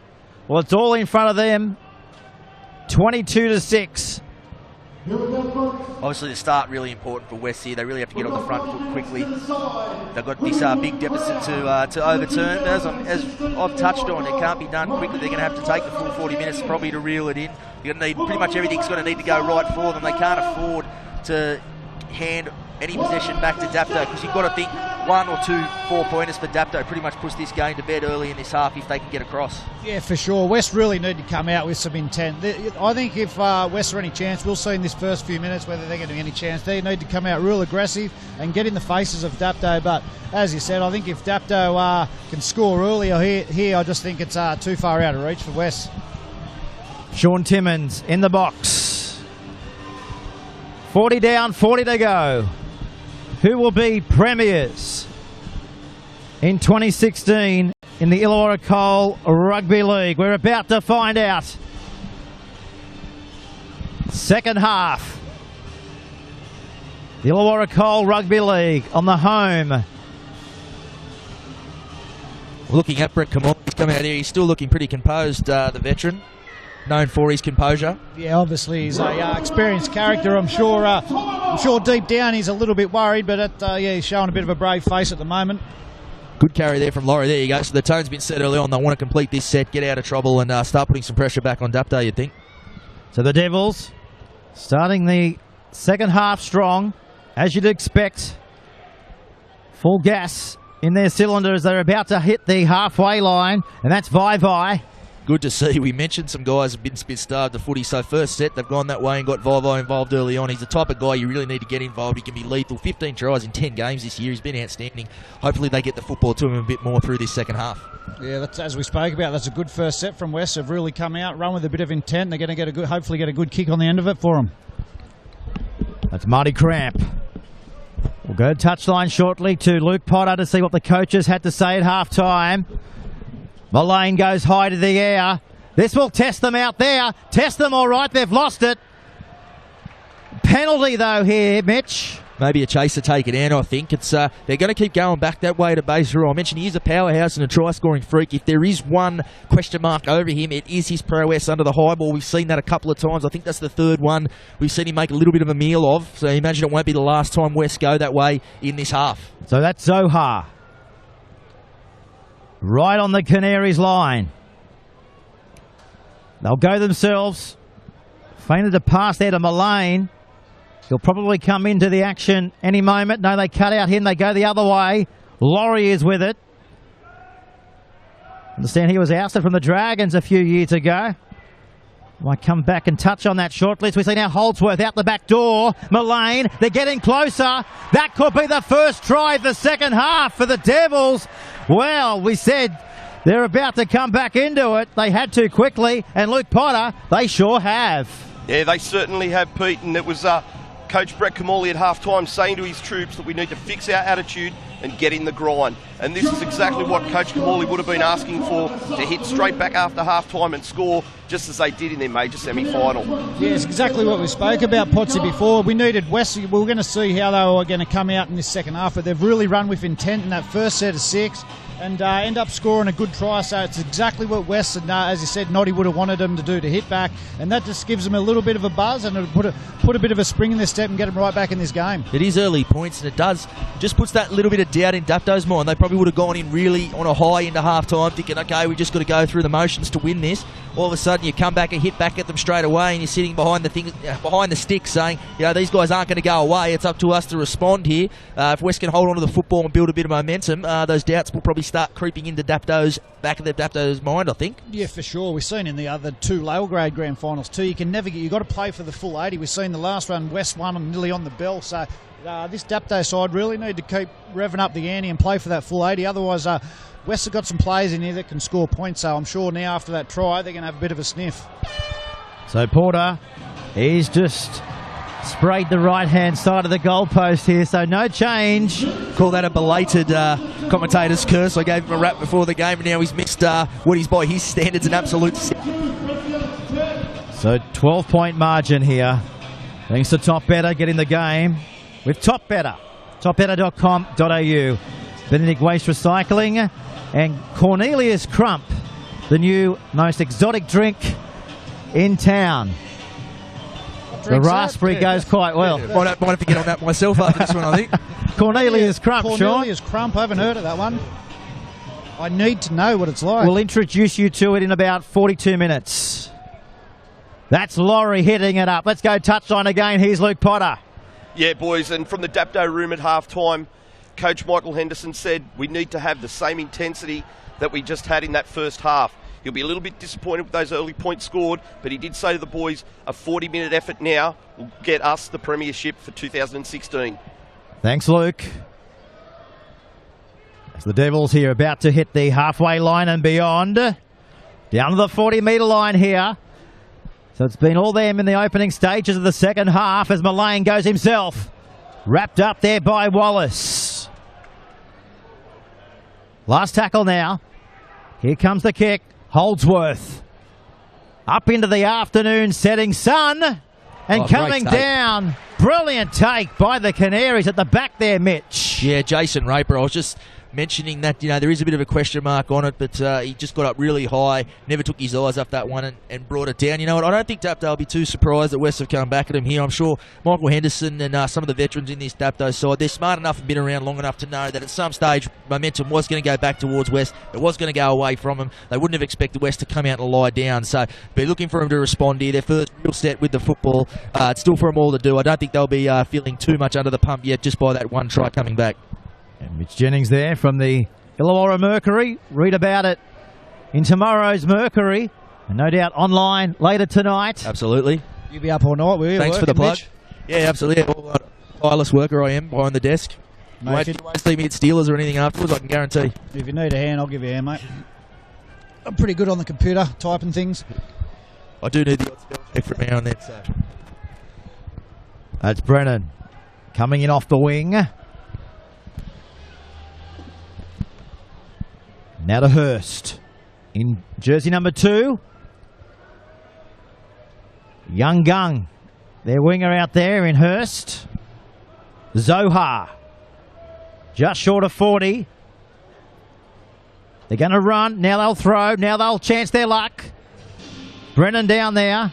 Got it out the back door. They're keeping it alive here, the Devils. Inside the 20. Great run here. Opportunity not gone now for the Devils. Here they come. They'll work the right-hand side. Back to Holdsworth. He'll kick. Where's Raper? He's trying to come through. He's going to catch a canary. That's probably the first time in a while he's catched a bird and wrapped them up in goal. Goal line dropout.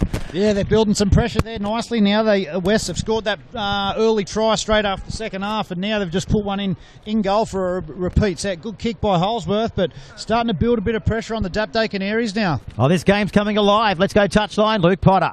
Yeah, great kick there by Holdsworth to get the repeat set, to build that pressure and get in the grind, exactly what Coach Kamali asked for. Here's the goal line dropout. What a kick. What, it's a sense of deja vu. I know you were there for the major semi-final as well. This is almost exactly the way it's sort of occurred. West came out on the back of some kicking game from Holdsworth. Yeah, that's exactly right, Mitch. We were there together at Collegians Sporting Complex just a few weeks ago to see these two teams go at it, and it was exactly that. It was the West team coming out straight after half-time, scoring two quick ones and going on with the match. For Dapto in this occasion. So, the Devils here looking to get their second try in consecutive minutes. Which ways are going to come? They dig from dummy half. Reminds me of an old... Well, Luke Prittis is probably still thinking he's quite young, as we all do. He did that many a time at the Panthers throughout his career, taking them on. Just like this man, Holdsworth. He's taken them on. Oh, that's too easy. Too easy, all right. 22-14 with a kick to come, Sean Timmins. Yeah, there's the experience we spoke about early. Daniel Holdsworth. They're built, as we spoke, they build pressure, and then Daniel Holdsworth on the back of it crosses over. So West are right back in this one. Dapto really need to get a bit of a lift. They've come out a little bit flat in the second half, and all the momentum at the moment is with West. So they're right back in this game. There, obviously, he's on one leg, as we mentioned, Daniel Holdsworth. He's been carrying that ankle problem around, and he had all the time in the world to just stroll across untouched there. I'm sure Michael Henderson, if attitude was the mantra at half-time, he'd be disappointed at this point. We might see Michael Henderson inject himself soon. I can see he's got the interchange card in his hand, so things are getting a little bit tighter now. We might see him on the paddock pretty soon. Certainly could use his guidance and experience, you would think. Yeah, that's right, Timo. I'm sitting here next to the Dapto bench. Michael Henderson looking to set himself. He's got a card in his hand ready to go. But great long ball from Tommy Freeburn then to put Holdsworth into a yawning gap. So Porter, an identical kick to his last one. He nailed the last one, and he's about to nail this one as well. Straight over the black dot here on grand final day. 22-16, 6-point ball game. Strap your seatbelt on, Luke Potter. We're going down inside the last 30 with an absolute ripper. Oh, we certainly are, and as Mitch alluded to earlier, deja vu is ringing loud right here, right now. We saw it happen a few weeks ago, as we mentioned, but I just saw a nice little darting run from Josh Daly from dummy half come up short. He did the same thing 2 weeks ago, came up with a try on his second attempt. Yeah, it is all sort of going the way we've seen it go in the past. Laurie bringing this one out. Wrapped up there, of course, by Mick Henderson, the captain and the coach of the Canaries. You can just see West now really up in the ante. They're running harder. They've just got that little bit of spring in their step after them quick couple of tries. So it's the 30-metre line they're about to hit, and hit with force. Zohar played well since he's come off the interchange bench for the Devils. Looking around, trying to scoot from dummy half, and exactly that's what they've been able to do. Scooting. See Mick Henderson's gone on. He's really struggling, I think, with his. It looks like his ribs. He come out of a tackle there, and he looks like he's hurting. So the Devils here. It's all been them in the second half. Porter, that's him with the football. Down to the 10-metre line. 6-point ball game. Holdsworth is with it. Sends it away. And Tom Freeburn, I think, is with it. Is that it? That is Freeburn, yes. He's on the field for the Devils back to Holdsworth, out the back door. It comes back to now to Mullane. There's a chance out wide. Hurst! Oh, he's gone without it. He had the line wide open. Touchline, Luke Potter. Yeah, bad spill there from Hurst, the winger for West. They'd done all the hard work. It was a nice set play down the right side. Daniel Holdsworth again, the general, directing traffic, getting that ball out to the wing. But unfortunately, Hurst dropped the ball with the line wide open. Could prove a big play. That would have put them right back in there. You could have even seen them draw level. Mitch Porter, as you mentioned, his prowess off the tee. That could have had us all levelled up after just 10 minutes in this first half. Hopefully for the young bloke, he doesn't come back and end up cursing himself for that one, but it was a big play. Yeah, poor old Hurst, but West seemed to be creating a fair bit of an overlap down here on Dapto's left side. That's a couple of times now they've caught him short, so Dapto really need to try and sort that out. They've looks like they're targeting this the left side.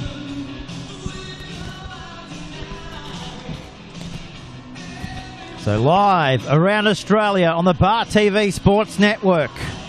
The grand final of 2016 unfolding here. 6-point ball game. It was all Dapto in the first half. The 2 quick tries in the last 11 minutes of the second half for the Devils has got them within 6-point reach of the Canaries here. So, sigh of relief there. Go to ground. So they put it in, and out it comes. And Bosaru, he's being taken sideways in that tackle. One of them in there was from Renkmore and also Holdsworth. Dapto need a good set here and get a good kick on the end of it. They've just had no field position these last 5 minutes. West have had it all, and Dapto want to get themselves back here and get a real good kick and kick to the corner and try and jam West down in that corner. That's the captain and their coach, Mick Henderson, in his 10th match this year in the Cole Rugby League.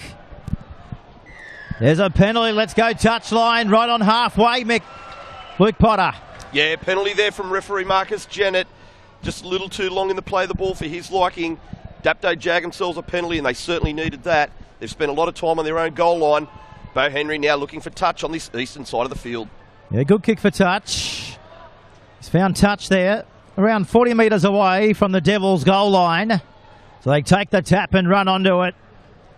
So let's see what they can do. They haven't been down this end of the field, have they, much in the second half? Back to Henderson. He gets the legs pumping. The lights are on here. In the setting sun, back and out to Wallace. Here's a chance out wide. Lulia. He's dropped down here. I'm watching Timo as well. Like you mentioned, Michael Henderson, he looked in all sorts of pain when he came out of that one.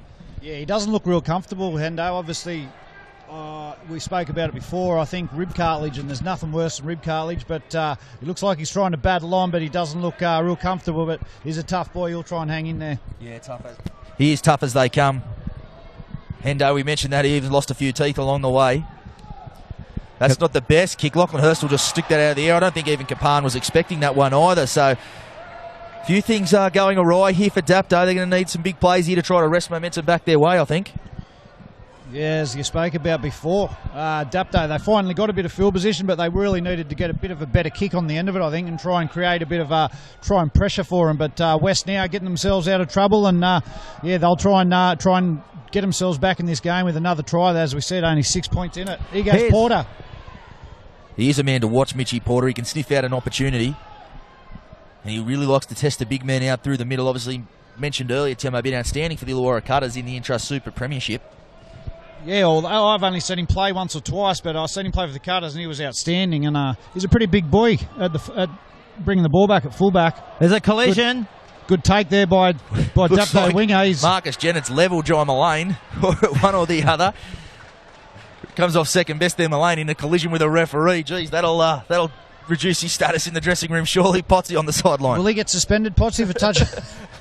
Tell you what, it was a fair shot too there. Potsy's down on the sideline. What's happening downstairs, mate? Yeah, referee Marcus Jennett certainly copped a big whack there, but I'll tell you what, I think he's actually come up trumps on Jai Mullane. It was a big hit, but here we go. As we mentioned, referee Jennett awards another penalty to Dapto for a strip. You boos echoing around the stadium here, Mitch. Yeah, it is a bit of a battle, really, for Dapto more than anything else. I think they were right on top in this, and they look up and see, after all that effort, they're only up by 6, and they're really not cruising to this victory by any stretch. that's the interesting thing, the challenge to see how they respond. I think we've got a problem with the referee here, Marcus Jennett. He's been split, has he? I think he's been split, mate. I think his head is actually bleeding, yeah. Old Mick Murphy's checking the back of his head out for him. That's outstanding. If he tapes his head up, that is outstanding and battles on. There'll be honour amongst referees, that's for sure. I'd love if our production boys can get a tight shot for everyone viewing at home. I'll tell you what I'd love to see, boys. I think Blakey Wallace needs to get himself a bit more involved in this game. We haven't seen too much of him in the second half, and him with the ball in hands is dangerous. I think he just needs to take probably a little bit of pressure off Bo Henry. Can I just ask, what actually happens to a referee? Can he blood bin himself? I mean, what actually happens in this situation? Well, speaking from experience, I'd say this is probably a first for the game. I've never seen a referee actually get split open on the field and have to be replaced, but you tell you, he's going to soldier on, Marcus Jennett. Have we got a spare headgear? Give him headgear, or please tape his head up. Well, rugby league provides uniqueness. That it does. And we've seen it right here in the Illawarra Cole Rugby League Grand Final. Back to Reddy. He hits the line with pace.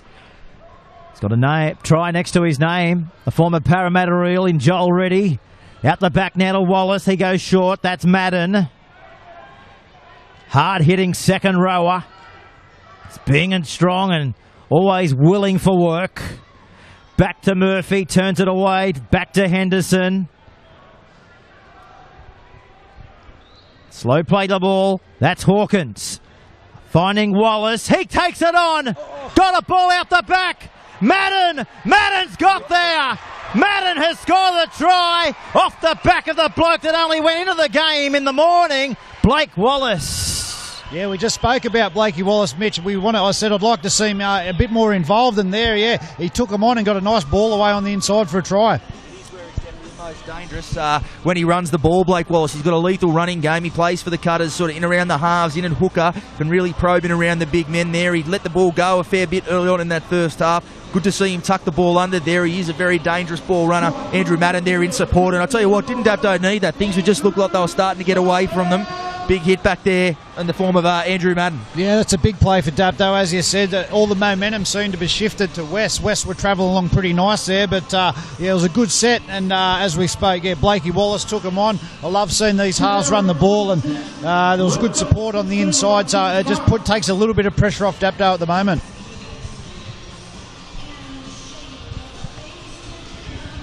So here's the kick. Bo Henry. About 15 metres to the left-hand side of the post. Staring down the gun barrel here. Kicking towards the northern end. Here's a big kick for Henry. He's got it. He sends it sailing right over the black dot. So Dapto, their score ticking along nicely here in the grand final. 28-16, touchline, here we go. Back downstairs, here's Luke Potter. Yeah, Blake Wallace, the man that has been in the media all week trying to get a start in this grand final today. And he puts on the big left foot step, goes to the line. A great ball to Madden to score his try. But also, in that little break, we've had referee Jennett treated by the Dapto officials. He now has a big wad of Vaseline in the back of his head. There's still plenty of time left in here for West. Still 22 minutes to play, so West has still got a lot of time to try and fight back in this game. But that's outstanding, the referee. I've never seen that before. I'd even be more pleased if he just wore headgear to finish this game. He could become one of the mummies of the referees as we see the Canaries to the 30-metre line here on grand final day. They're about to hit the 40-metre line and hit it with pace. That's Murphy. Here's a barometer for this side, Murphy. As soon as they start going well, he starts taking the line on. You can really start sensing Dapto getting on top when you see him running the ball like that. Yeah, he's been busy all day, Murphy. We spoke about him before. He takes a lot of pressure off around that middle ruck, working with his front rowers. He's been real good. Henry says, let's kick it in towards touch and slow it down, and he does exactly that. He finds touch there, Luke, just in front of you, 10 metres out from the Devils' goal line. Yeah, that's right. We spoke about his experience too. Bo Henry, his time in the NRL, and that's exactly what we've just seen there. He just wants to eat away at this clock now. He wants to keep West out for as long as possible, and as Coach Henderson said at half-time, we win this second half, we take out the premiership. It is interesting how that can happen in these big games, Timo. You look like you're under the pump. It takes just one play and one good set on the back of it to really swing things back your way. Yeah, as you said, it can happen. One side can have all the momentum and hang in there, but one real good play or one real good set of six can get a side back in it, as we've seen straight after half-time. Dapto were all over him. West come out and had that real good set to start with and got themselves back in this game, but that last try just give Dapto a little bit of space. And there, Potsy, too. It looks like there's a man down. It might be Hawko, I think. Jake Hawkins picking up some sort of knock there in back play. Yeah, you're right there, mate. It's Jake Hawkins. He's currently with the Dapto trainer at the moment, just getting a knee check. Doesn't look good. I can see him with the hands over his face. He's a very disappointed boy there. It doesn't look good for Jake Hawkins. Of course, Jake Hawkins usually gets involved with the Bar TV throughout the week, goes around to a few of the different clubs and interviews the boys. Loves the screen, does Hawko. He loves the screen. Yeah. Looks like he's going to come away. I don't know how much that will really affect them. It's typically this time in the second half when Matt Johnston will be injected anyway. But it looks like they're going to go with the forwards attack here because they've gone with Jamie Dunning. We may see Mick Murphy in at dummy half pretty shortly here if Dunning is the man replacing Hawkins. Probably still want to keep Matty Johnston as fresh as they can for this last back end of the half with about 15-10 to go. He could really open it up if the game's there to be won. So 21 minutes remaining here in the grand final. They're coming off their line with confidence. Vai turning it away to his winger.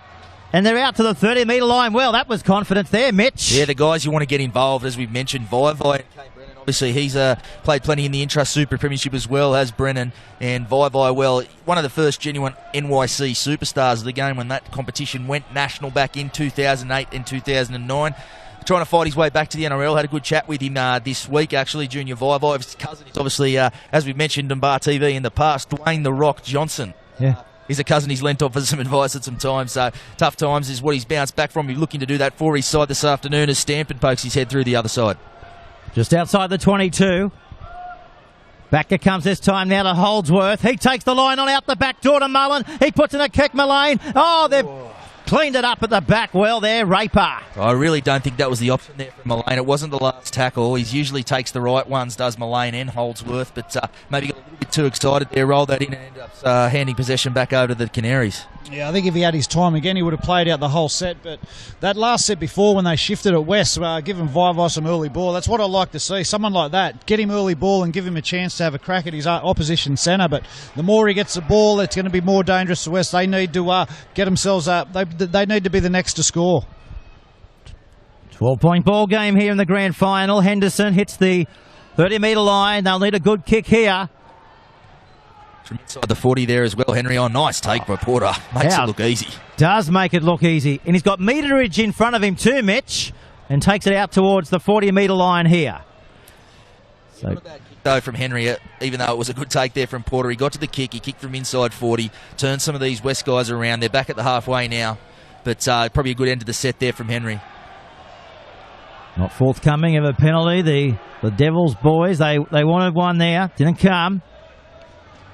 So this is Stanford. Legs taken around him from downstairs by Madden. So they work the middle, grinding it up the middle of Wynn Stadium. That's Justin King. Last tackle now. Look for the grubber or look for the high kick. They're going to find the high kick. Where's Porter? He's coming through to take the tackle on Jason Raper. He's done well there the last couple of times, Jason Raper. They've put a few up for him, but he's done well to dispose the bombs.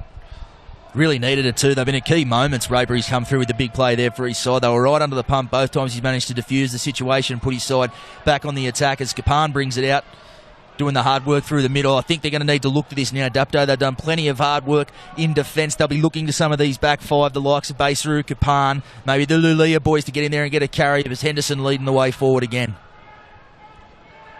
Ball comes out the back. Referee says play on. He's hurting Hendo. He's down on the ground. He's in all sorts, I think, with this rib cartilage or sternum or whatever it is, but he's going to battle on, big Hendo.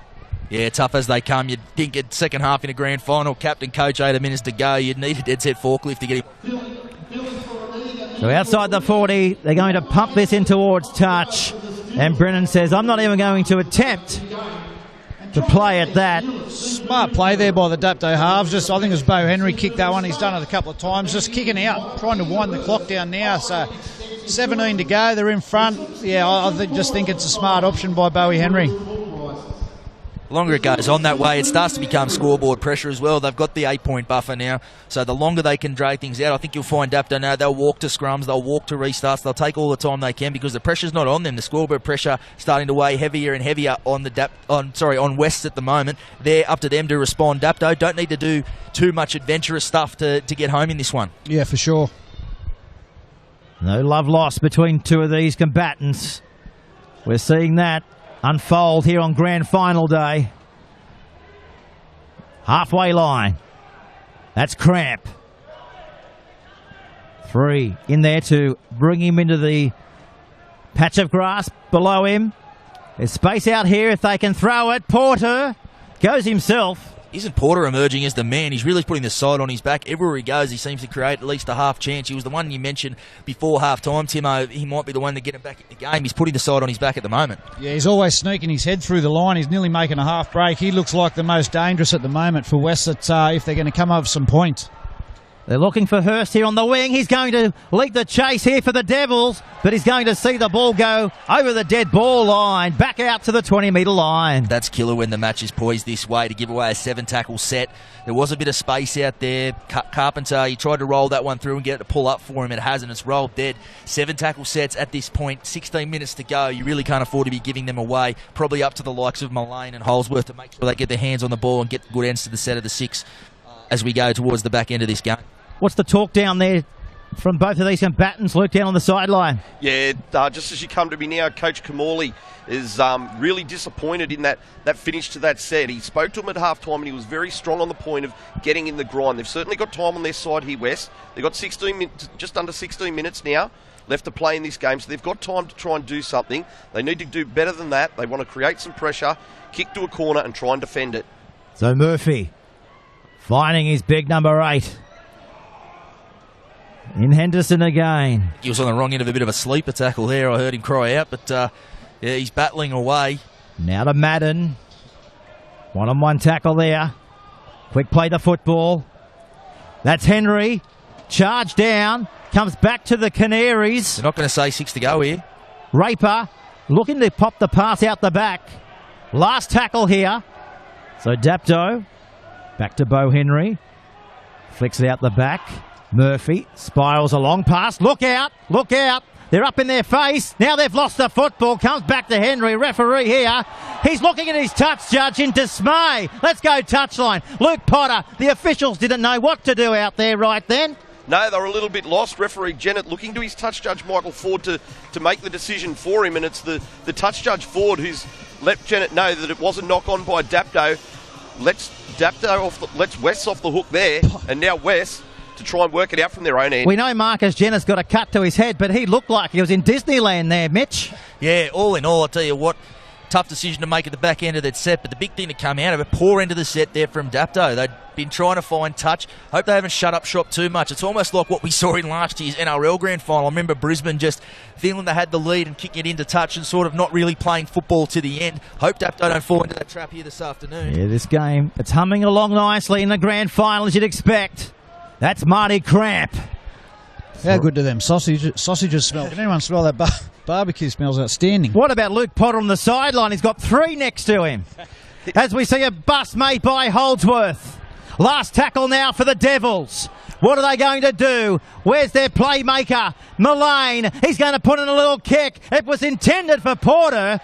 But the Canaries fly high and come down with a Mitch 10 out. Yeah, well diffused there by Blake Wallace. I did mention his utility value. He's played plenty of fullback for the Illawarra Cutters as well. Played plenty of fullback last season for Dapto as well, showing all the skills in his arsenal right there. It was a fair person he outleapt too. It was Mitchie Porter. They're actually good mates through their Cutters days, so I'm sure a bit of banter's been shared. They warned us much through the week that there could be a bit of banter shared between those two, as it looks like Dylan Kapan has picked up a bit of an injury here. I don't think Dapto will mind the stoppage. bench. Yeah, Blakey Wallace, he's got a lot of utility, as he said. He's played fullback, he's played a bit of hooker this year for the Cutters, and I think he's going over to Canada or the next year to play in, I think it's the Super League, where half out of Canada and half in England, so he's got a great opportunity. Yeah, he is. He's going that way to sort of broaden his horizons. It was why he was so desperate to play in this grand final, as we have touched on earlier. The eligibility issues that they did face getting him into this game this week. Obviously, we mentioned his grandfather and his father. He really wanted to use this opportunity to win a premiership because, like he said, he doesn't know how long it'll be or if he'll ever come back and don the Canary yellow again. So it was very, very important to play this game and obviously set up a crucial try for Dapto in this second half, and we'll probably have a fair bit to say about it if they can get home. Yeah, it'll be a good way for him to go out if he's heading over there. So looks like at the moment it looks like Canaries are going to come away with it, but 13 minutes to go, anything can happen in these grand finals. Could be one of those situations where Dapto have sort of slightly been on top and they might, in their minds, think they're going a little bit better than they are, when really it is just an 8-point buffer, a quick try to West, and we're back to a 2-point ball game and it's anyone's. So Sean Timmins, Mitch Jennings. Down the sideline, Luke Potter, bringing you the grand final of 2016. Wallace, Lulia, being picked up and driven. Finds Wallace. Good ball. Offload. Here they go. Back to Madden. He offloads the ball. Back to Raper. He's down to the 30-metre line. Sandwiched there by Gibbs. Last tackle now for Dapto. What are they going to do? They're going to run it. They'll need to pass. They do now. They've answered the call. There's the kick. Well, they've hoofed that downfield. Where's this going to bounce? Right in front of a Devil. Well, that was nearly a Devil's act. Again, it's another poor end of the set, really. It ended up being not too bad with the left foot kick there from Reddy, but I don't know what Bowie Henry was trying to give Lulia a chance out there. Junior Vai was all over him, very nearly had a handover on the 30. It's ended up not too bad, but I'm sure they'll be looking to put a better end to their next set. Yeah, that's 2 in a row now. They haven't got a good kick on the end of it, but good run there by Kane Brennan, coming out of trouble for West. So Western Suburbs trailing here in the grand final, rolling their way down inside Canaries half, switching left, right and centre. So they're 15 metres in from that eastern touchline. They go themselves from dummy half. Mullane goes himself, takes the shot. Did he know it was the last tackle? It was the last, and you know what? Those experienced guys on your side, it's their job to know it's the last tackle and not hand the ball over meekly like they have there. Dapto are under all sorts of pressure, hands on hips, tough, getting all the way back to their own line to bring it back. Would have been tough for them, but now they'll get it on the 30 with a good head start on this set. Yeah, you could see Holsworth blowing up there. I don't think he was too happy with Mullane running it on the last tackle there, or not knowing it was the last. So Jake Hawkins, the super fit and strong, I guess, and crafty hooker, he's still on the bench for Dapto. As we see a bit of claret coming out of the eye there, the right eye of Mullane for the Devils there. So it's been a day of claret, hasn't it? Not just for the players, but also the officials out there in the middle. You can still see the big blob of Vass on the referee's head there, so they've done a good job to contain the flow of blood. The best bit for me was the big cheesy grin on Mick Murphy's grin as it was happening. I looked at him and had a few arguments on the run with Marcus Jennett this year, as most captains do, and he had a little bit of a cheesy grin, so that was gold for me. Bullock. Down to the 40-metre line they rumble. Illawarra Cole Rugby League Grand Final. Hancock runs straight into Mullane. Has he had a spell yet, Hancock, or is... I can't recall him going off. He's got a big motor. He looks more of a football than an athlete, Matty Hancock, but he does have a massive, massive motor. I haven't been right across whether he has, but it would not surprise me if he's got to this point without having a spell. Interesting to see when Matty Johnston will be injected again. I see him down there on the bench. He looks like he's not injured and ready to go back on. Interesting, Potsy, if he'll be injected soon. Yeah, I'm just looking down across to the bench for Dapto, and not much movement there at the moment.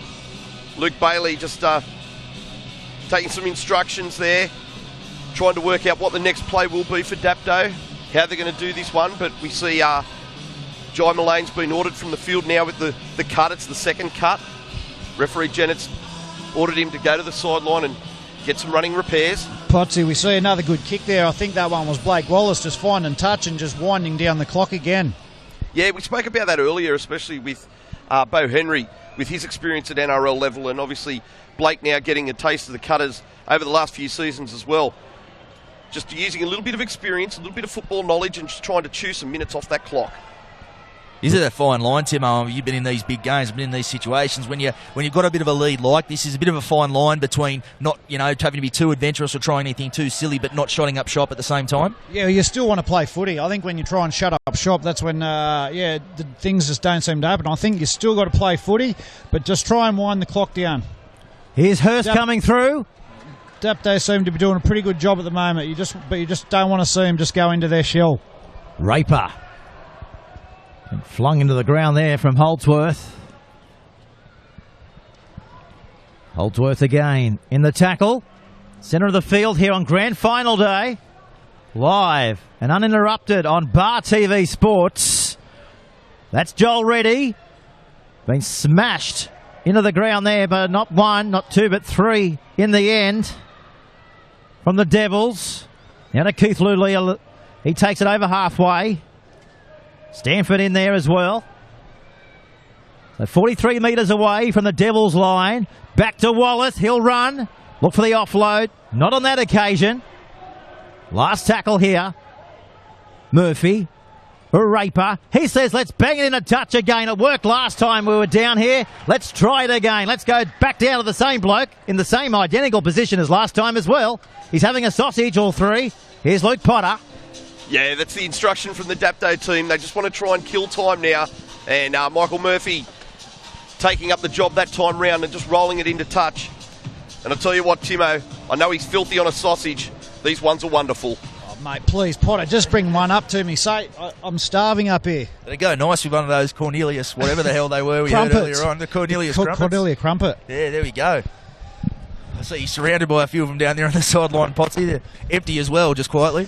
It's been a wonderful afternoon here at Wynn Stadium, and with 8 minutes left on the clock, it's only going to get better. So the Devils here. Trailing on the Benedict Waste Recycling scoreboard by 12-point margin here. Inside 8 to go. Dapto looked to me to be closing this one out pretty well at this point. There is 7 minutes to go. I think they've struck that balance me and Timo were just talking about between not shutting up shop and making sure you throw some footy at them and just don't take those unnecessary risks. They don't need to at this point. It's all on West to overturn this deficit as this kick goes nice and high. Another assignment for Raper. He's been pretty good so far. And again that time. Now he's got pace. He's got support too. Great take, that one. It was. Diffused it well at the back. He's done real well, Raper, in this second half. He's disposed a lot of them. So there's been some Holsworth's kicking game's been outstanding, but he's done real well to catch most of these bombs in the second stint. It's really where his value has been. Everyone knows what a try scorer he can be and how good an attacking weapon he can be. He's probably a little bit underrated for his toughness, Jason Raper. He's copped a battering at the back there. He's absorbed a lot of pressure and he's been equal to it so far this afternoon. Been one of the Dapto's best, you'd have to think. So Bullock plays it back to Murphy. Sending it away now to Matt Hancock. 14th game this season. Played plenty of long minutes as we see now. Joel Reddy picked up a try in the grand final in the first half. The ground. Watching this unfold, and unfortunately Henry here, he just had the fumbles there, Mitch. Yeah, he was already looking to put that kick that we've seen a couple of times. He was looking to drill that one into touch and didn't quite have it in his hands before he did it. So another sort of bad end of the set. It's interesting though, I'm looking at West and they just look a bit deflated. There's not really a lot of energy for a side that's trying to overturn a deficit with a couple of minutes to go. They're going to need someone to bring a little bit of energy here because it's a bit of a meek run to the finish at this point. You might want to throw a few sausages their way, Luke. They certainly need something here, the West Red Devils. Time's running out and not on their side.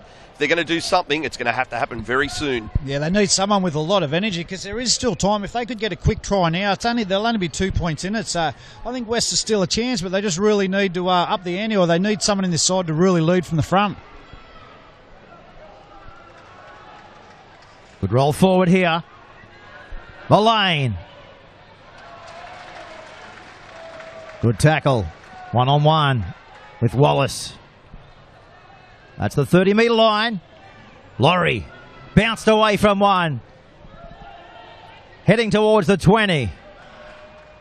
Hancock gets off.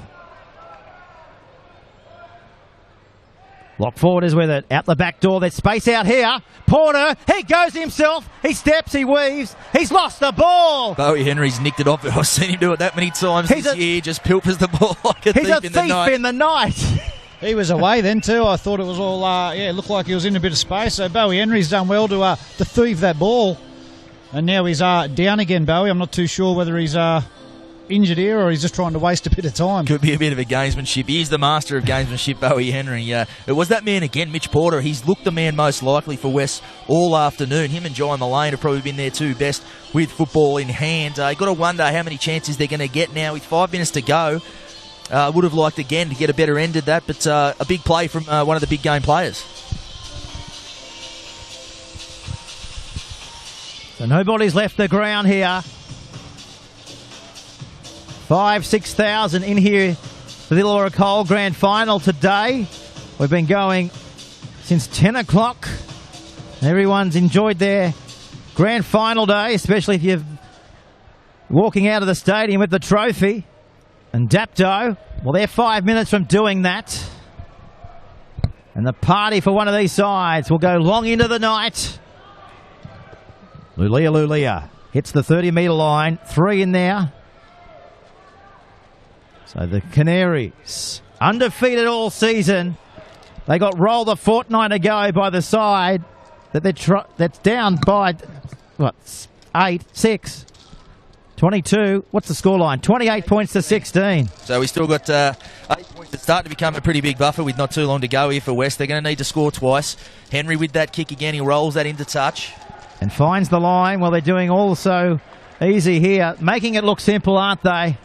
I don't mind the tactic, to be honest. It's as I mentioned, they have been the best defensive side all year, and they're backing their defence to get them home here with these kicks into touch.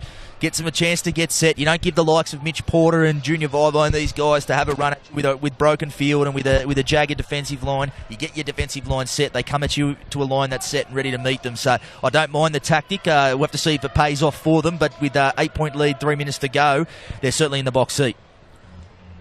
So it's 28 points to 16 here on Grand Final day. Sean Timmins, Mitch Jennings and Luke Potter down on the touchline. Let's go to Sean. I'm a bit surprised they haven't used Matty Johnson in the second half, the stint, but obviously the Dapto, they're doing a good job out there, but I just thought they might have put him on. Five-eye links up, ball's out the back, comes back to Lulia, and he comes away with it here, Mitch, 15 out from his own line. Yeah, I'm with you, Timo. I'm very surprised he hasn't seen any action. I don't know if he picked up an injury in the first half and hasn't been right. They've gone with Mick Murphy in at dummy half. I don't know if that's whether Johnston's injured or as we speak, I see him jumping up now. But looks like they've gone with Henry. He's the cool, Mick Murphy. He's the cool, calm head you want in there in these sorts of situations. So that might have been the move there from Dapto. It's certainly with 2 minutes to go, you don't think you'll see any second half action, which is surprising. But Mick Murphy's certainly been among Dapto's best, finishing the game off here at dummy half. Yeah, he's been real impressive, real busy. He's not the biggest body, but he's just a goer. He looks like a real tough footy player. Yeah, all the time. He's got a dog's body, but what we call the natural football. So that's Lachlan Hurst here. That's it. He's built a bit like Potsy. Potsy before he ate all those sausage sangers. So West, it's not all over yet. For 2.5 minutes to go. Will time be their worst enemy? Porter spins, weaves, looks around for support. Takes the shot, 40 metres out. They work the left again. Down the middle of the ground they come. 20-metre line. Playing it back there with Stanford. Holdsworth. That's gone a mile forward. And we've spilt that. I think the pain-killing injections are wearing off on Holdsworth. He seems to be hobbling a little bit now with that ankle.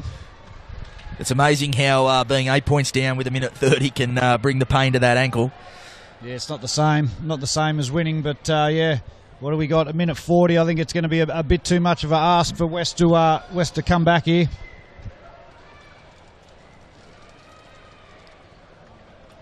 Oh, there's wine corks popping all over Dapto right now. To see the boys on the bench there next to Potsy, they're already high-fiving and the hugging and the shaking hands today. Obviously think they're home. You'd have to think if they can hold on to the ball here, there will be the one set left and the trophy will be going to Dapto in 2016. Who's your man of the match, boys? Like I mentioned, I think Murphy's been very, very good in the middle. I also think Jason Raper, particularly in the second half, has diffused a lot of pressure, done a great job at the back, so there'd be two in contention for me. The other one's obviously Jamie Dunning, more for what he did at the start to really set the tone with both sides fresh. I thought he was the best forward on the paddock in that first half and really set the tone for Dapto. So among those three, I don't think you can go wrong. Yeah, I think you could pick any of them. And also Matty Hancock, we haven't spoke about him too much, but I'm sure he hasn't had a break up in the front row. Here he goes here. Probably a bit of an unsung hero for this Dapto forward pack. Yeah, that was going to be my nomination, Matt Hancock. He's been very strong here. He's done all the hard work. He's made all the hard yards up through the middle and it's provided that platform for Dapto's what will be a victory here this afternoon. So we all agree Matt Hancock, our man of the match. We can concur. Matty Hancock, well done, Matty. Good stuff. Here's the kick into touch, and it hits the fence and rolls all the way back up to the hill. Don't think they'll even pack this one. That'll just about do it, I reckon. 14 seconds to go in the grand final. 5 seconds. The siren's about to go. There's the siren. It's all over. The Dapto Canaries have won the title of the Illawarra Coal Rugby League for 2016. They've knocked off the Western Suburbs Devils by 28 points to 16 here at Wynn Stadium in Wollongong. Yeah, sensational effort from the Canaries. You can't say they don't deserve it. They've been fantastic all year. The standout side, they won the Challenge Cup in the pre-season. They've dropped one game basically since about September last year. The standout side, Mick Henderson's done a great job with these blokes. Some big names came in this year, but obviously you had to get them to gel as a side. They've done that and deserving winners here this afternoon, I think, Timo. Yeah, great job by Dapto. Congratulations, Hendo and the Dapto Canary Club. Obviously, as you said, they brought in a lot of players, but outstanding season. They had the one loss, but you've got to give credit to West too. They were down and out at half time, but they fought their way back in and got themselves back in the match. So well done to West, but yeah, all the congratulations today goes to Dapto on that grand final win. Well, there you go, ladies and gentlemen. The premiers of 2016, the Dapto Canaries, only suffered one loss in the entire season. A phenomenal effort. Doesn't matter if you're playing in the NRL, Country Rugby League. To go through the season and only suffer one loss, sensational. Yeah, definitely. Like I said, they've been the best all year. They've been fantastic for the way they've been able to set a standard every week. They missed the jump a little bit, got done in the major semi-final. Like we touched on before the game, though, I think that might have even helped them a little bit. They came into this game, West coming off the week off, looked a little bit sluggish to start the game. Dapto took all the running. Knew West had come back, but I think Dapto probably for large sections of that grand final looked as the song We Are the Champions echoes around Wynn Stadium. Luke Potter's amongst the thick of it down there. Scenes of jubilation for the Canaries. They're flying high tonight. Yeah, absolutely ecstatic. The Dapto Canaries, they're over the moon with the victory. And as Mitch mentioned, it's been a massive year for them this year. They've gone the whole season with just the one loss, and that was in the major semi-final of the Western Suburbs Devils. But they've made pay to that, and they've gone away with the cup here this afternoon. The Illawarra Coal premiers for 2016 Dapto Canaries, and well done. Well done to all the players. It was a great effort from all of them. As we mentioned in that little bit before, trying to come up with a man of the match. There were certainly some big contributors in the Dapto team, but Matt Hancock, well done, buddy. It was a great game. And well done to all the fans and their supporters, their wives, their girlfriends, mums and dads, children, all who have come across from Dapto to witness, well, what they're about to do in a minute here, Mitch, and hold that trophy aloft. Yeah, it's the sweetest feeling you get in rugby league. Hendo, I'm sure that rib cartilage that's been irritating more through the game will suddenly feel, he'll be quite pain-free, I'd imagine, when you lift this up. I think he'll manage it. Good to see you. You mentioned an old teammate of yours, Timo. He's done a great job with this side. Good to see him get to lift that trophy at the end. Yeah, glad to see it. He's a champion fella, Hendo. I've known him for a few years, and he's been captain coach out at Temora for a while, but to see him come back here and win the comp, very happy for him. And knowing Hendo, I'm sure his ribs will be all right tomorrow when he's having a few beers on Mad Monday, because I know he loves the schooner, but you just got to watch them teeth of his. They always end up in someone else's beer. Well, what we'll do, we're going to stick with the action here, because the most pivotal moment of a grand final is the captain holding aloft the trophy, and we're only a few minutes away from doing that. as we have the presentations out there, Chris Bannerman, the CEO of the Illawarra Rugby League. An outstanding job, Chris Bannerman. One of the best CEOs we have in country rugby league.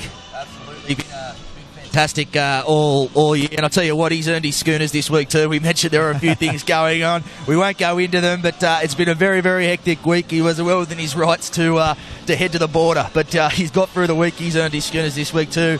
Has Chris Bannerman done a fantastic job all season and the last couple here in the Illawarra Coal League. And we'll see the best moment in just a little while, I think. I'll tell you who else has earned their schooners is a referee, Marcus Janet. I've never seen a ref be split before in a game, but he's still out there with the blob of Vaseline on the back of his head. He's a true warrior. I'm sure that one will go down in referee folklore too for him, for Marcus Janet. Is that refereeing's own John Sattler moment, Potsy? You'd have to think, Mitch. It doesn't get much tougher than that, really. Actually, he's good mates with, I guess, the Illawarra ref's boss as well, Tony Delaceres, who we know well, on the end of a nice Tony Carroll knee. So, a little bit of a link there between the two boys. But look, we're getting ready for our presentation now. Grand final. Our thank you to Illawarra Coal for... Just the formalities of the grand final here. Our special effects Mike maybe picking this up at the moment. But we're just acknowledging the sponsors that have made the competition all worthwhile. It's also which is a record that goes back to the late 30s in Illawarra. So congratulations also to Marcus and to Barry Jackson from Coastline Printing, long-term sponsors of Illawarra Rugby League, and they're seeking to retire after this season from their business. Congratulations to both. On behalf of Ian Neal, the chairman of the Illawarra Coal Division, thank you all for attending today, and congratulations to both teams. Thanks, Peter. Well, it certainly was a war of attrition out there. Plenty of players that were going down, and we even saw Marcus, our referee, go down with a bit of a pat to the back of the head. But we'll get all of our officials up today. Marcus Jennett, our referee. So we're just waiting now for Marcus Jennett to come over, and he'll receive his grand final medal. Touch judges Andrew Still and Michael Ford, and behind them the in-goal touch judges, who I guess didn't really have too much to do in the grand final here today. So a walk in the park, one might say, for those guys, but it's great that we can have in-goal touch judges in such a memorable occasion like a grand final. So the scene here. Ladies and gentlemen, now I'd like to introduce the captain of the West Devils. For the West Devils to come over. And the captain now coming over to say a few words here, Mitch. It's got to be a tough moment, the losing captain on grand final day. It's a speech you never obviously want to give. He's had to give it a couple of times now, DJ. Interesting to hear what he has to say.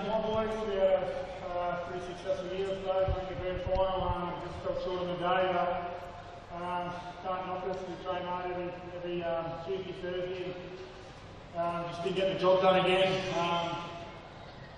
Hendo and the boys, well done, mate. Probably the best team all year. Obviously, only got beat once last fortnight ago, so most consistent team all year. Great bunch of guys, fucking ripping in, so well done.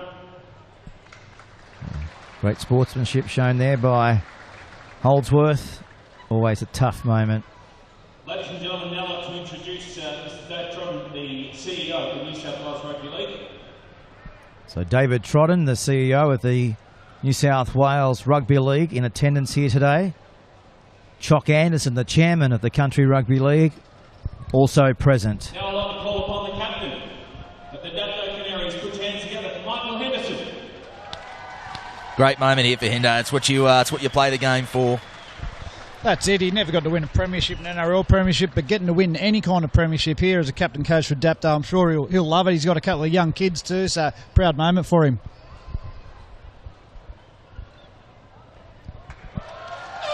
I'm surprised he hasn't put his teeth in for the photos. Not back in yet, but he'll be happy to lift the trophy nonetheless. First of all, I'd like to thank West. It was a really tough game today. He's come back hard at us like we usually would. Congratulations on a great season. Good luck next year. Thanks to everyone that come out and supported us and everyone in the Coal League. It's been a good day of footy. So thank you very much. And lastly, and most of all, I want to thank the boys over here. They're a great bunch of fellas. I love you all. And couldn't be proud of you. Thanks very much. Yeah, good job, Mick Henderson. Even got the Jeff Fennick. I love yous all. He got it in there. I think he was getting a little bit emotional there. Hendo, great work. Either that or the ribs are still giving him a bit of grief. Well, we might leave the ceremony here. But guys, what a moment it is for this club, the Dapto Canaries, premiers in 2016. Well, Sean, outstanding job, mate. We look forward to doing it again this time next year. Yeah, thanks for having us, boys. Great day of rugby league, and thanks to Bitch, Potsy. Yeah, great day. Luke, what's it like down on the sideline? Outstanding job, mate. Thanks. Very well job done, mate.